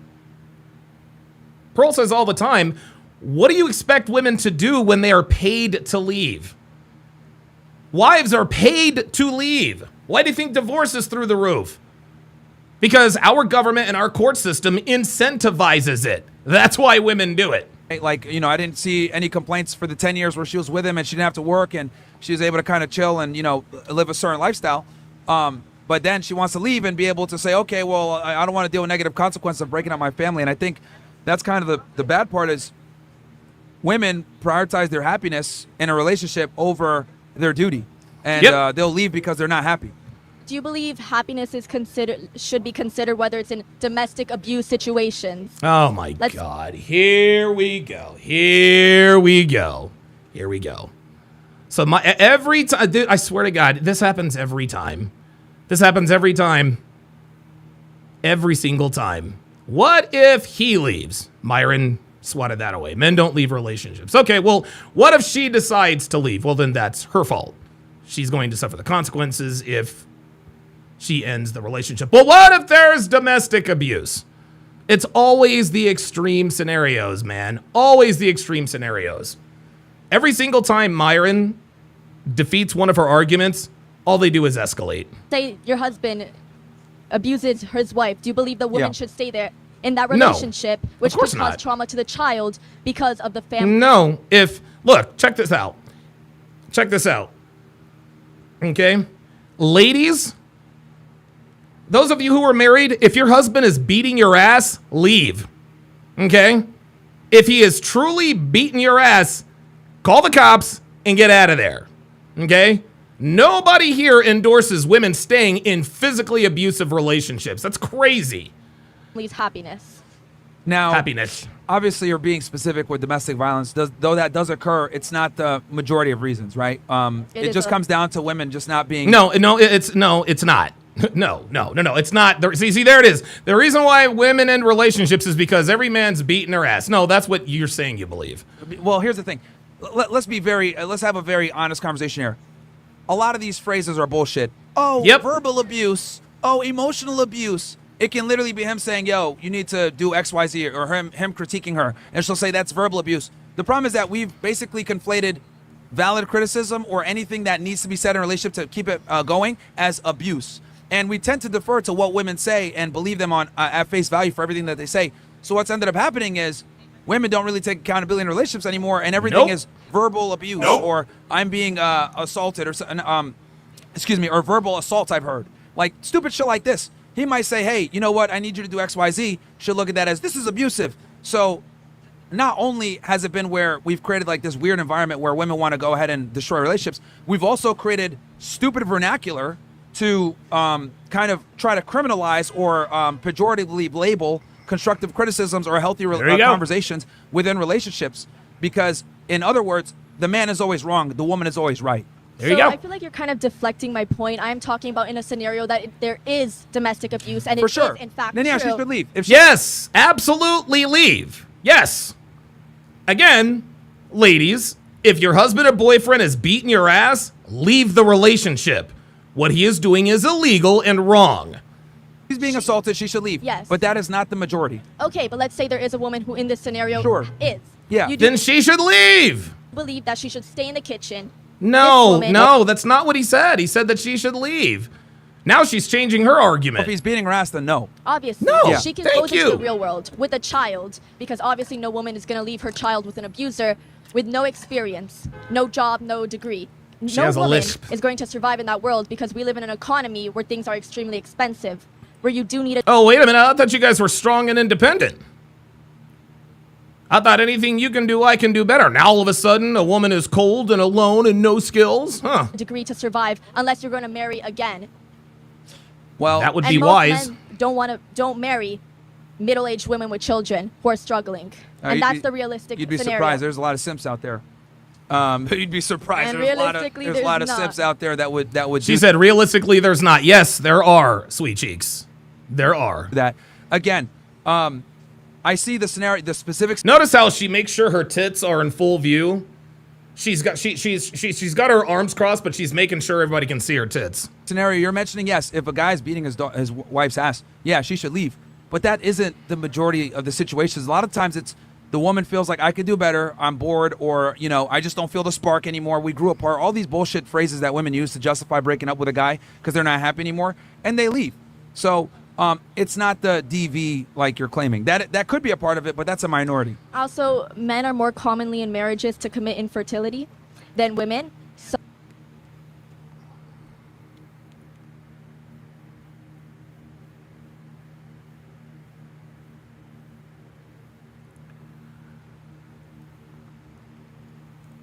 oh no.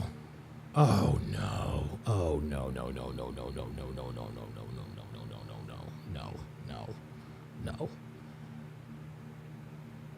I hope and pray that this bitch didn't just say what I think she just said.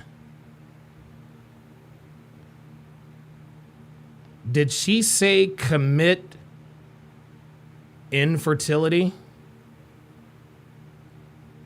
Did she say commit oh, my chat. Oh, well, my chat's disappeared.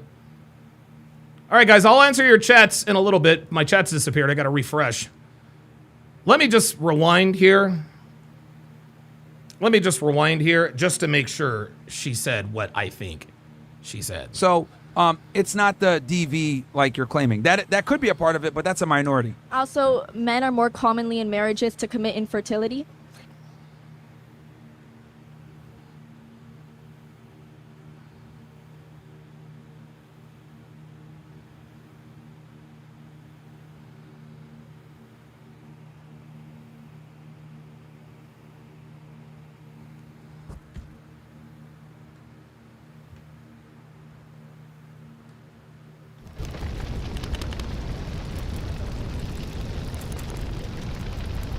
She's cooked. She's cooked. Like, this is, like, I can't even believe people are this stupid. Infertility. Than women. So To commit what? infertility, that means cheating. Do you believe that a woman Infidel- Oh my God. She said infertility. That means cheating. Oh, I got to clip that. Look at her. She's standing there, infertility, which means cheating, like she's educating him on this. than women. So To commit what? infertility, that means cheating. Do you believe that a woman Infidelity, should you mean? Like infidelity? cheating? Do you believe that a woman should stay? Infidelity. Oh boy. No, infidelity. Okay, I think Do you she believe means a woman? infidelity. Yeah, sorry. Yeah. Do you believe a woman should stay in the marriage? Yes. Yes. Yeah, I think a very realistic thing that women need to understand is that men are naturally promiscuous and non-monogamous. So I think to be with a guy for 10 years and then throw it away because he cheated on you with some chick that he doesn't care about, I think that's very stupid for a woman to do. So can a woman cheat on her man? No, that makes you a whore. How come if a woman's putting all this effort into raising the children, into putting all the house that the man cannot do, why can't she Well, the man can do it. He just chooses not to. cheat then? If the man's not there, if he's always working. It's simple, because men have to earn their value and women are born with their value. So women aren't allowed to go and earn their values themselves? Because Well, you're they can saying do they're not whatever allowed they to be going out, They can do whatever they want. earning their values, but they have to stick there with this value that's given to them by society. No, well, again, men and women are not equal. We got to start there. Men and women are not equal whatsoever, okay? Okay. So because what you're referring to is you're talking about like blank slate equalism. Men and women are equal and you're kind of operating from there. That's a fallacy. There's no blank slate equalism. Not only is that a fallacy, it's straight up false. Men and women are very different. For example, how old are you? I'm 16. What the fuck? 16? What?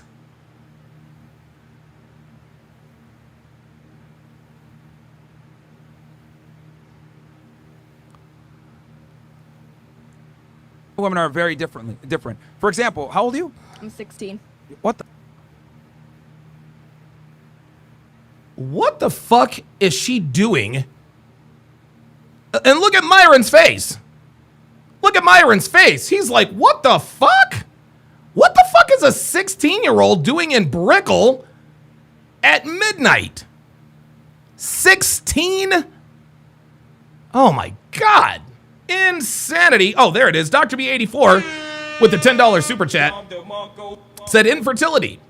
This is when you go back home and call it a night. Yes, that's about enough internet for one day. Sean Morris with the $2 super chat says, one for your reactions, Donovan. I love him. LOL. Appreciate that.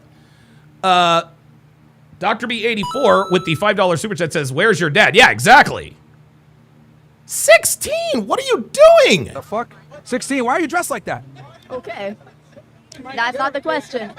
No, that's the question. Why are you dressed like that as a 16-year-old? Number one. Number two, where's your father? And I'm still right. No, dude, that's the problem right there. Like that's an issue. That's a big issue. No, it's not about that. This proves my point. Why are holy crap. What is she like doing 16-year-old here? girls should be at home, right? Like studying. No, I don't actually. I don't, because this you actually just made my argument for me just now. You just made my argument for me just now by doing that. I just want to say the last girl ate down. But you said a point where, women should be in the kitchen. Well, first of all, I'm from Ireland and I have a podcast called Get the Gist.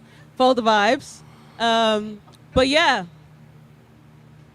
Yeah, she just came up here to plug her shitty ass podcast. Shane will win with the $5 super chat. Says fatherless activities detected. No. I'm just like over here like I always say privilege is invisible to those that have it. Do you think a 16-year-old guy would be able to get like certain things like in life? Like not at all. They're invisible. No. Nobody gives a fuck. No. Right? So that right there, her being able to come on the mic and say all these things or whatever it may be, like that proves my point that like men and women live different lives completely. Yes, they live different existences. I feel like a 16-year-old boy, if he was educated enough, could come on and speak his mind. No, it's no. It's fine. Go ahead. What's your No, you said discussion? women should stay in the kitchen. Yes. But to be honest, Or in her case, stay at home. Yes. Oh, we're not talking about her now because she ate down. We're moving on to me. So you said that. Okay. So she's one of these bitches. We're moving on to me. I'd have kicked her for that. I'd have been like, I'm sorry, sweetie, you're not in charge of this. Next, please. Women should be in the kitchen. I think cooking is a life skill, to be honest. Everyone should learn how to cook, to be honest. So that's my, counter argument to your point. Okay. Everyone should learn how to cook? Yeah, it's a life skill. Sure. Okay, I know how to cook, but I don't do any cooking. Devin does the cooking. But that doesn't refute that women should still be in the kitchen. Like, it's a life skill. Where do you cook? So this is what I'm saying. When men deal with women, right, we have to bring a lot of value to the table. Okay. Okay? Everyone brings value. No, women really don't. And I'll explain why. To you. No. Okay, who's pickier, men or women? 1 second. Do you have a missus? Do you have a girl? That's irrelevant to the question. No, like, I just don't know context. I'm asking you. I want to get to know you. That's irrelevant. Okay. We're having an objective discussion. Okay. I'm asking you. Who's pickier, men or women? Men are so picky. No, but he asked who's pickier. Men who know their value anyways. Men who, have worth or have self-worth, they are very picky. Okay. Yeah.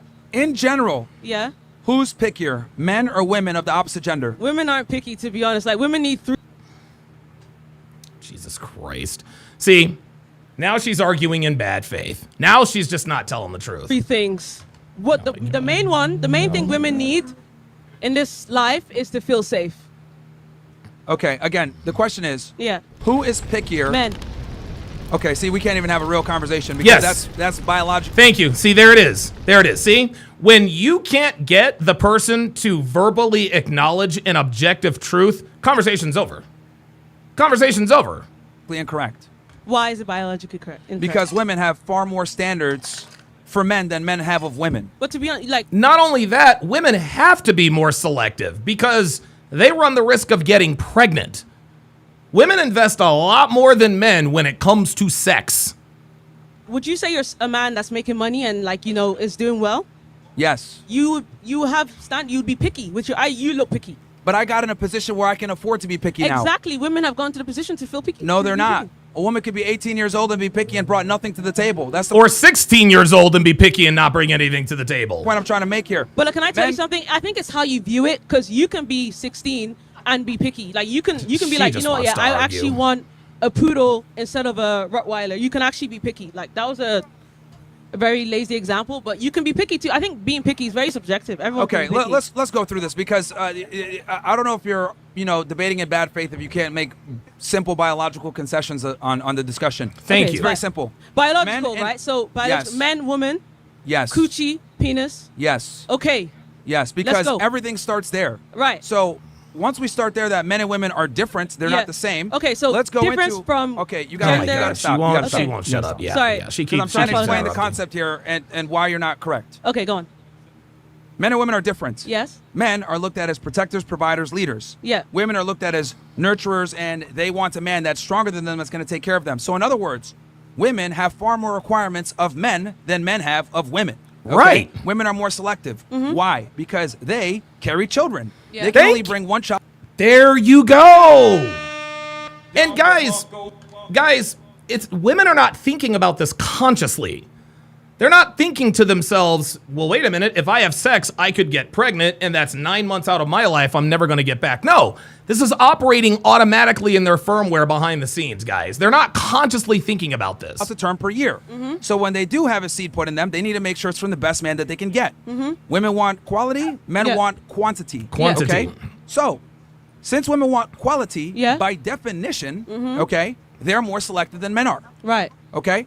So what I'm saying is, since men don't ask for much, what we really ask for, the things matter less. Or excuse me, the things matter more. Right. So since we don't ask for much, we want peace, maybe some food, you to not be a whore. Right. 3 things really. Yeah. Each of those things have way more She's not even listening. You can tell she's not listening. weight. Yeah. So what I'm arguing is if a woman can't be in the kitchen and cook, she's effectively significantly more useless. Yep. Because we don't ask for much. Okay. Whereas a guy He can be ugly, but he can make up for that in other ways. Yeah. He could go ahead and get money. He could be charming. He could be charismatic. He can have some status. Men can make up for their lack of sexual market value. Okay. Women really can't. If you're a whore or you're ugly or you don't do what you're supposed to do, That's you're effectively crazy. useless. Those Because men and women It's crazy, but it's true.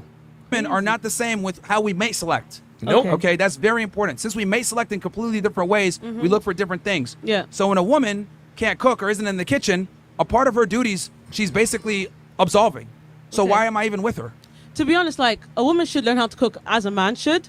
But obviously, you said, back to biology. Back in the olden days, women were gatherers, men were hunters.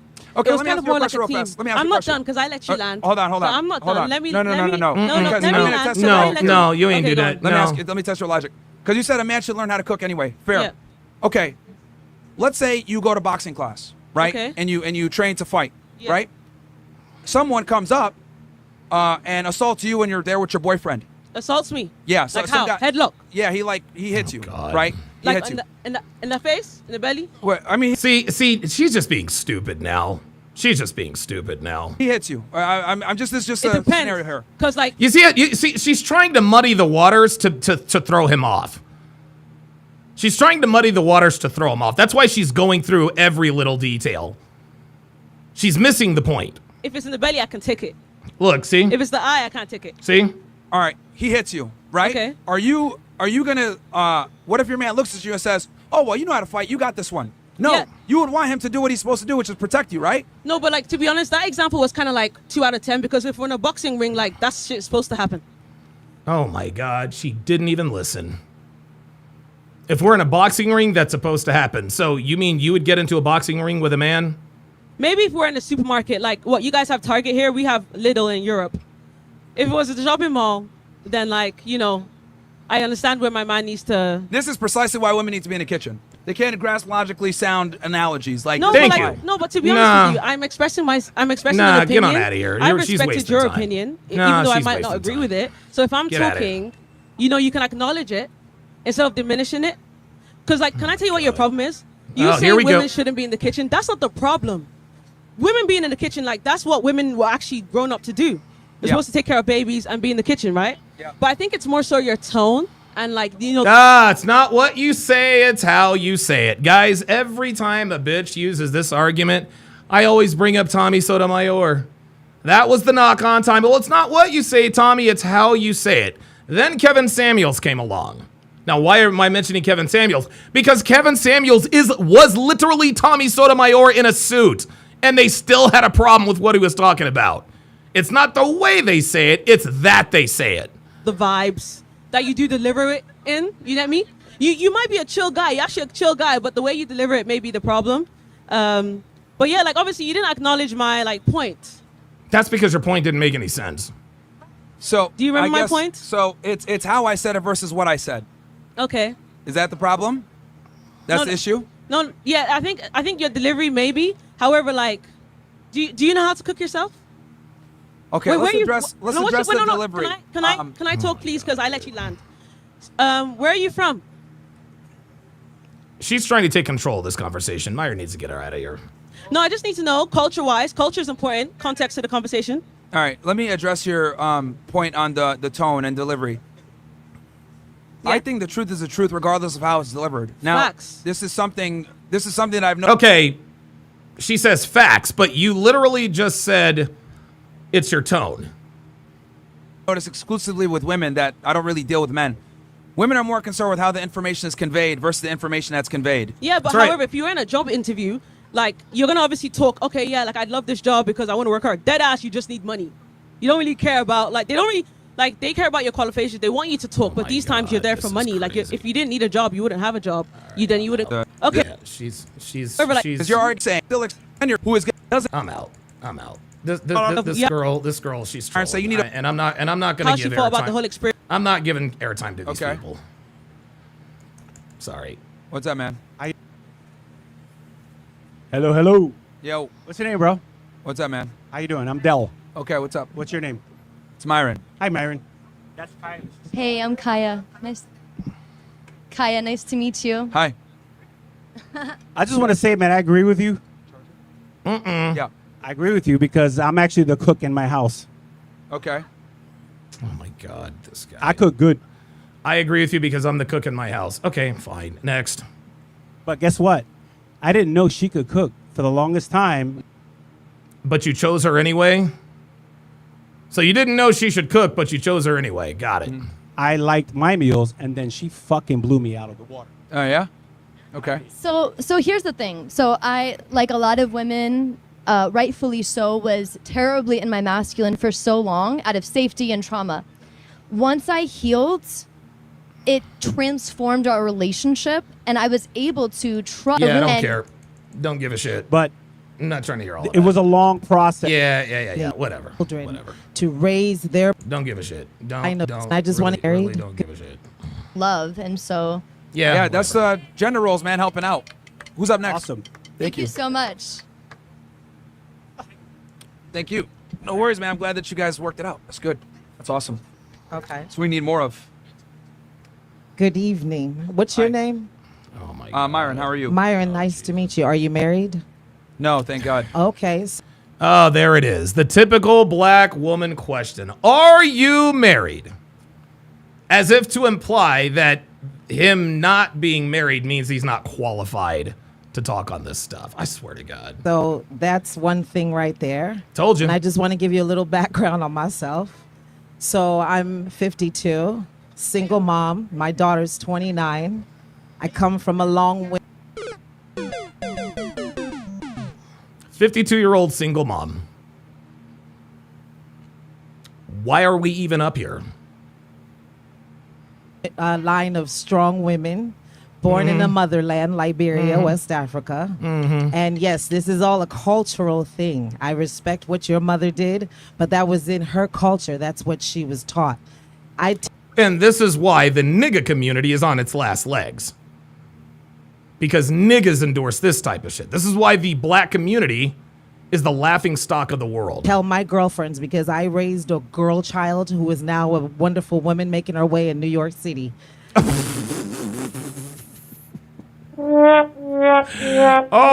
no! Oh my God! You got a 29-year-old unmarried daughter who's making her way in New York City, and that to you is a flex? Yeah, sorry. Nope.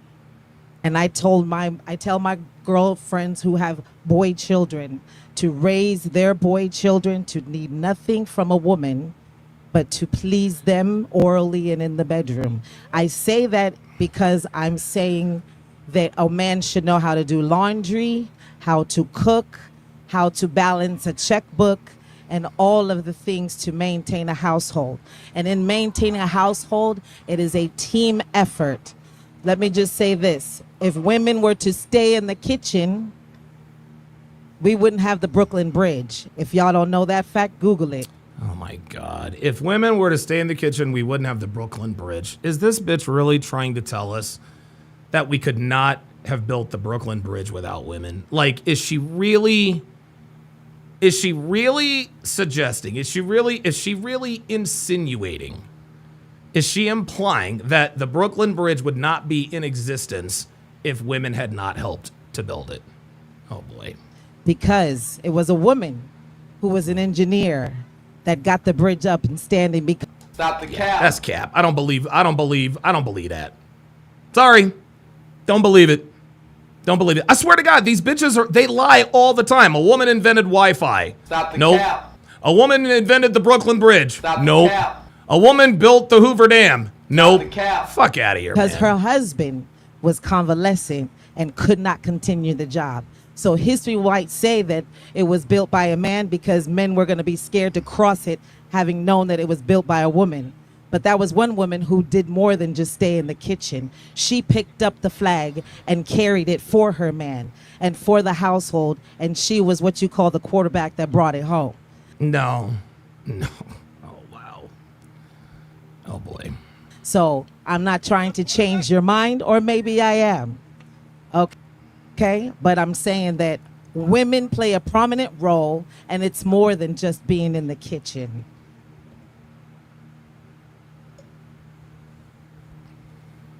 Nope. No, it's not. Because a woman in the kitchen is a prominent role. This is the problem with this discussion. This is the problem with this discussion, guys. When Myron says women belong in the kitchen, that's not a punishment. Okay? That's not a punishment. That's not a crack. That's not a dig. That's a compliment. Women belong in the kitchen. They belong at home. Women play a critical role in the shaping of our young people if they do what their natural instincts tell them to do. Okay? Women belong in the kitchen. That is a prominent role. Motherhood is one of the most important jobs motherhood is the most important thing a woman will ever do. The most important thing. What feminism does, unfortunately, is it doesn't glorify feminine traits, it glorifies masculine traits. Why do you think all these bitches up here trying to counter, trying to come up with arguments against Myron, always bring up masculine things women do? Women invented Wi-Fi, women invented this, women did that. No, women's asses belonged in the kitchen. Women are so much more valuable when they are at home taking care of their families and their husbands. That is as prominent a role as you can imagine. It is very, very important. Motherhood is very, very important, guys. It is very important. It is absolutely prominent. Incredible. All right, and that's all I got to say. Okay. Brooklyn Bridge, bro, it's crazy. What was the last one? Someone said they created Wi-Fi too. Look, man, like. That's just like, I don't know if that's just feminist propaganda right there, 100%. Yeah, that is. Told you, that's just not true. Why we have the problems that we have, guys. Thank you so much. Check. 1, 2. Like she followed her husband's plans. Like that's. Let me be very blunt about this. Women don't build, they move in. Women don't build anything. All the buildings you guys see around us, all these modern marvels, this was all created by men. Women don't build anything, okay? They don't build anything. They don't. Shane will win with the $10 super chat. First off, it is women and not woman when referring to plural. Second, she helped engineer the bridge, not build. Third, being unmarried at 52 as an American black woman is a huge L. Of course it is. Of course it is. Very good. Very good super chat.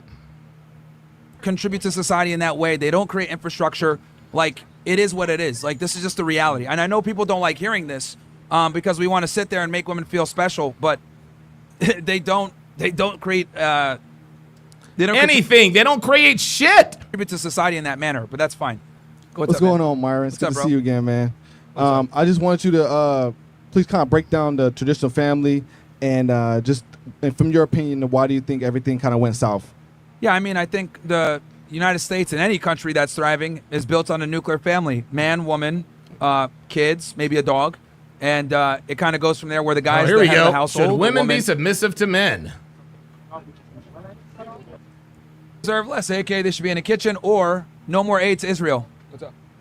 Oh, God.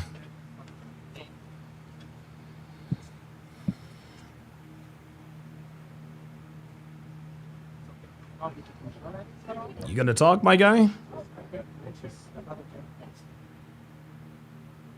Okay, so we'll be down on the audio for a second. Yes. Out here. Yes. Okay, yeah. Just out here. We'll do a quick. Will still be Okay, yeah. Let's make that switch quick then. What's up, man? Hey, what's going on? So I was here a little bit earlier, and I heard you talk. I heard you say. I'm sorry. I was here a little bit earlier, and I heard you say about talk about women being submissive. So Yeah. Can you elaborate a little bit more on that? What do you mean by submissive? He sounds like he's got like an Irish or Scottish accent. Just so you know where I'm coming from. I'm a conservative. So I think I'm not too far from where you are, but I have big differences, at least in the way that you articulate that. So it's so this is another not what you say, it's how you say it argument. Should obey their man and follow their man's lead. Okay, so that's what you mean by being submissive. Yeah. So you're saying that in general, you're generalizing, I'm assuming, right? Like, Yes, because the world operates in generalities. do you mean that a woman should be submissive to a man that is perhaps abusing the women, or perhaps has not the best ideas. Perhaps someone that is not educated or informed about certain things. Like, what do you mean by submissive? Because I can also see scenarios where a man abuses a woman, right? And the woman, should that woman be? Guys, again, ladies, let's make this clear. Ladies, if you are in a physically abusive relationship, you need to leave. Don't stay in that relationship. Don't stay in that marriage. Don't submit to a man who is abusing you. Leave the relationship. That's the only answer. Be submissive? Well, that's where we got to see. This is the thing. Your question in itself is the problem, right? Because your premise is, should they be submissive to a loser? That shouldn't even be a question, because they should have the ability to pick the right guy. Right. And women are not submissive to losers. They're just not. They're not. Women are not submissive to they're not submissive to losers. Their biology simply will not allow it. Just like their biology will not allow them to be sexually attracted to a man that isn't sexually attractive. It's simply not in them. Right? Like, that shouldn't even be a question where they're there with a guy that is hating them or doing some bullshit, when or you're isn't a talking about a provider. population of 300 million people, there's going to be a lot of people that are going to make bad A lot of people. Statistically, not a lot of people. choices. Like, that happens every day. That happens with everyone. Yeah, but women are adults. They're consenting, lucid individuals. Like, they should have the wherewithal to understand, okay, this guy is worthy of someone that I'm going to follow or not. So they should be able to identify let's a guy that's going to be a competent partner. That is a smart dude, educated, but he's still, even as a smart person, educated, you can make bad decisions. So shouldn't the women... So, bad decisions according to who? According to the woman? Women have a backbone and say, hey, that's not the right choice. Oh, no. Nope. Hell no. That is not submission at all. And here's the thing. He is using right and wrong subjectively. He's using right and wrong subjectively. Well, what if... I remember we had this conversation on the 6 one time, and Lucario and Steve were indirectly talking about alpha male strategies. They said, well, what if there's another content creator out there who's putting out content that's not good content? And my question was, according to who? You?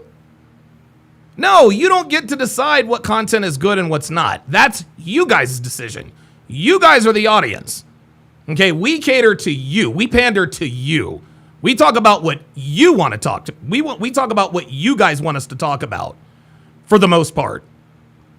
So now here comes this guy saying, well, what if, according to the woman, that's not a bad idea? Should she not have a backbone? Guys, look. Your woman has to earn the privilege of having your ear. Anytime there is an important decision that I need to make, I make the decision unilaterally. I make the decisions in the household, but I consult Devin every single time. Okay? I love Devin, I respect her opinion, and I value her advice.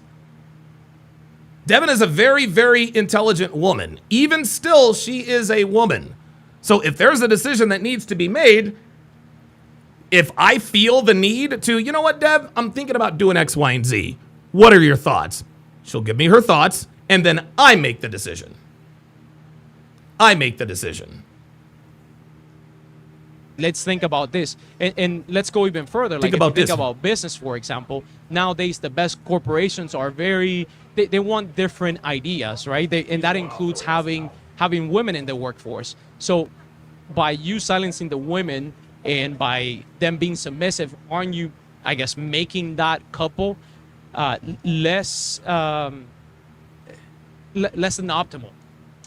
I'm not saying that she can't suggest anything or be involved in the decision-making process, but what I am saying is that the guy's got to be the final decision maker and the head of the household. That's what I'm saying.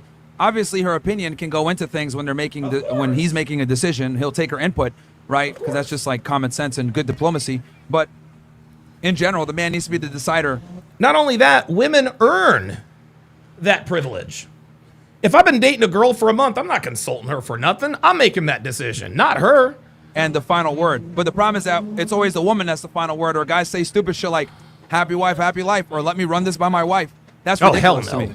Any guy that sits there and needs to consult with his wife, that's pathetic. I was with you. I was with you. I think for the most part of what you said, but then you're saying, here we go. Let me run this by my wife. What's wrong with that? If you're a team, right? And let's. Oh no. Oh, there it is. And Phoenix Light Game just said it. He's operating on the faulty premise, thinking that men and women are equal. You know what? You know what? Actually, you know what? You're right. You are a team, but a team has different players of different priority levels. Okay? The quarterback of a team is a lot more valuable than the cornerback of the team. Okay? Yes, we are a team. I'm the captain. I make the decisions. That's the difference. You even have kids, like you should be consulting with your partner, right? Otherwise, you are consulting with her, but you make the final decision. It's where you're going to need to make executive decisions as the man, and you're not going to want your input with your woman, or you need to do what you need to do. I think that happens in both cases. Like no, women, she cannot make executive decisions without your authority. That's the problem. Why is that? Why is that? That's because women should submit to their men. Women should not be decision makers. Okay. In every successful business, every country, etc., there's always going to be an official decision maker, whether it's the president of the United States, the CEO of a building, a company, etc. They make the final decisions, and there's times where there's going to be executive decisions made without her knowing or her being involved or whatever, and that's how it needs to be. And the man needs to be the one that's always making that decision, not her. This concept of egalitarianism and we're a team, that's bullshit feminist propaganda. There is no team. I agree with egalitarian. Let me explain this. Things. You're only a team as long as you are the coach. As soon as you no longer are the coach and you become a player, she doesn't want to play with you anymore. There it is. I think it's very important that men understand that women deal with men from an opportunistic standpoint, and they deal with men from an extraction of value standpoint. Women don't want equals, despite the fact that they say that. They want a superior. So if I come into a relationship being the superior, and then I tell her, oh, you could go ahead and make decisions alongside me, we're equal, I've basically denigrated myself to her level. And that's not what she signed up for. Now, women will sit there and say, I want to equal, but that's not true. They want a guy that's going to be decisive and in charge. Now, are there situations where you might want her input? Sure. But Absolutely. as the man, you reserve the right to make executive decisions. And the reason I'm going to get Devin's input is because my decisions affect her. My decisions affect her. If I feel the need to get her input, then I will get her input. If I don't, I won't. Without her permission, without her being involved. Anytime I meet a guy and he tells me I got to run it by my wife, 9 out of 10 times, that woman runs the relationship and he's a pussy. And that's a problem. Wait, you're like generalizing. Like, I'm. We operate in generalities, friend. Sort of directionally in your camp, but it's just a way that you generalize things. It just doesn't sound. It just doesn't sound right. I mean, This is a very feminine argument. Like, you're worried about his tone. What? Like, are you a man or not? Certain scenarios where you can make that executive decision, I understand. But I think for most important life-changing decisions, you need to consult with your spouse or with your significant other. Well, yes. You do need to consult with your spouse or significant other, but you also need to be the decision maker. What I'm saying is that that's a privilege, not a right. So thank you. She's got to earn that. Just because she lets me stick my dick in her does not mean she has earned my ear. Sorry. With her, that's a privilege you're affording her, but it is not a right. Nope. So all right. Thanks for your time. Oh, and wow. Here, look. I get it. You want to be politically correct. I don't want to use you as an example. I don't believe in political correct. I mean, you did. Yeah, because you're taking point of contention with the way I'm conveying the information. I think that's precisely the problem. No. We need to go back. Hold on. Look, Let let's me talk say about what I'm going to say here. In corporate America, the CEO cannot just make decisions by themselves. I mean, he can. He has the authority, likely. He does have the authority. That's why they voted him CEO. But he needs to consult with his advisors. Of course he does, but he is the final decision maker. This guy keeps moving the goalpost. Nobody is saying never consult your significant other, okay? We're not saying that. Especially if you are married like I am. If I'm going to make a decision that I know is going to affect me and my wife, I'm going to consult her. I'm going to find out what her thoughts are. Because Devin might see or think about things that I generally don't or haven't. Wait a minute. Sorry about that. My voice is starting to go. The Pittsburgh Mogul with the $5 super chat says, precisely, Donovan. The wife provides, oh my God, my voice is going. The wife provides valued counsel as sought by the husband. It is a team. It isn't a equal partnership with decision making. I totally agree. Holy shit, man. My voice is, dude. Man, my voice literally just left me. God damn. How long have I been on the air? I don't know. I've only been live streaming for 5 hours. It shouldn't be. Okay, well, we just crossed the 5-hour mark, guys. So I guess that'll do it for this particular episode. Damn. Oh man, this was a good one. I'm gonna come back to this. I'm gonna come back to this. I'm gonna come back to this tomorrow, along with other videos. But I do apologize, guys. I have literally just lost my voice on the air. So I will see you guys tomorrow on Rumble at noon Pacific. See you guys next time. Take care. Holy shit, man.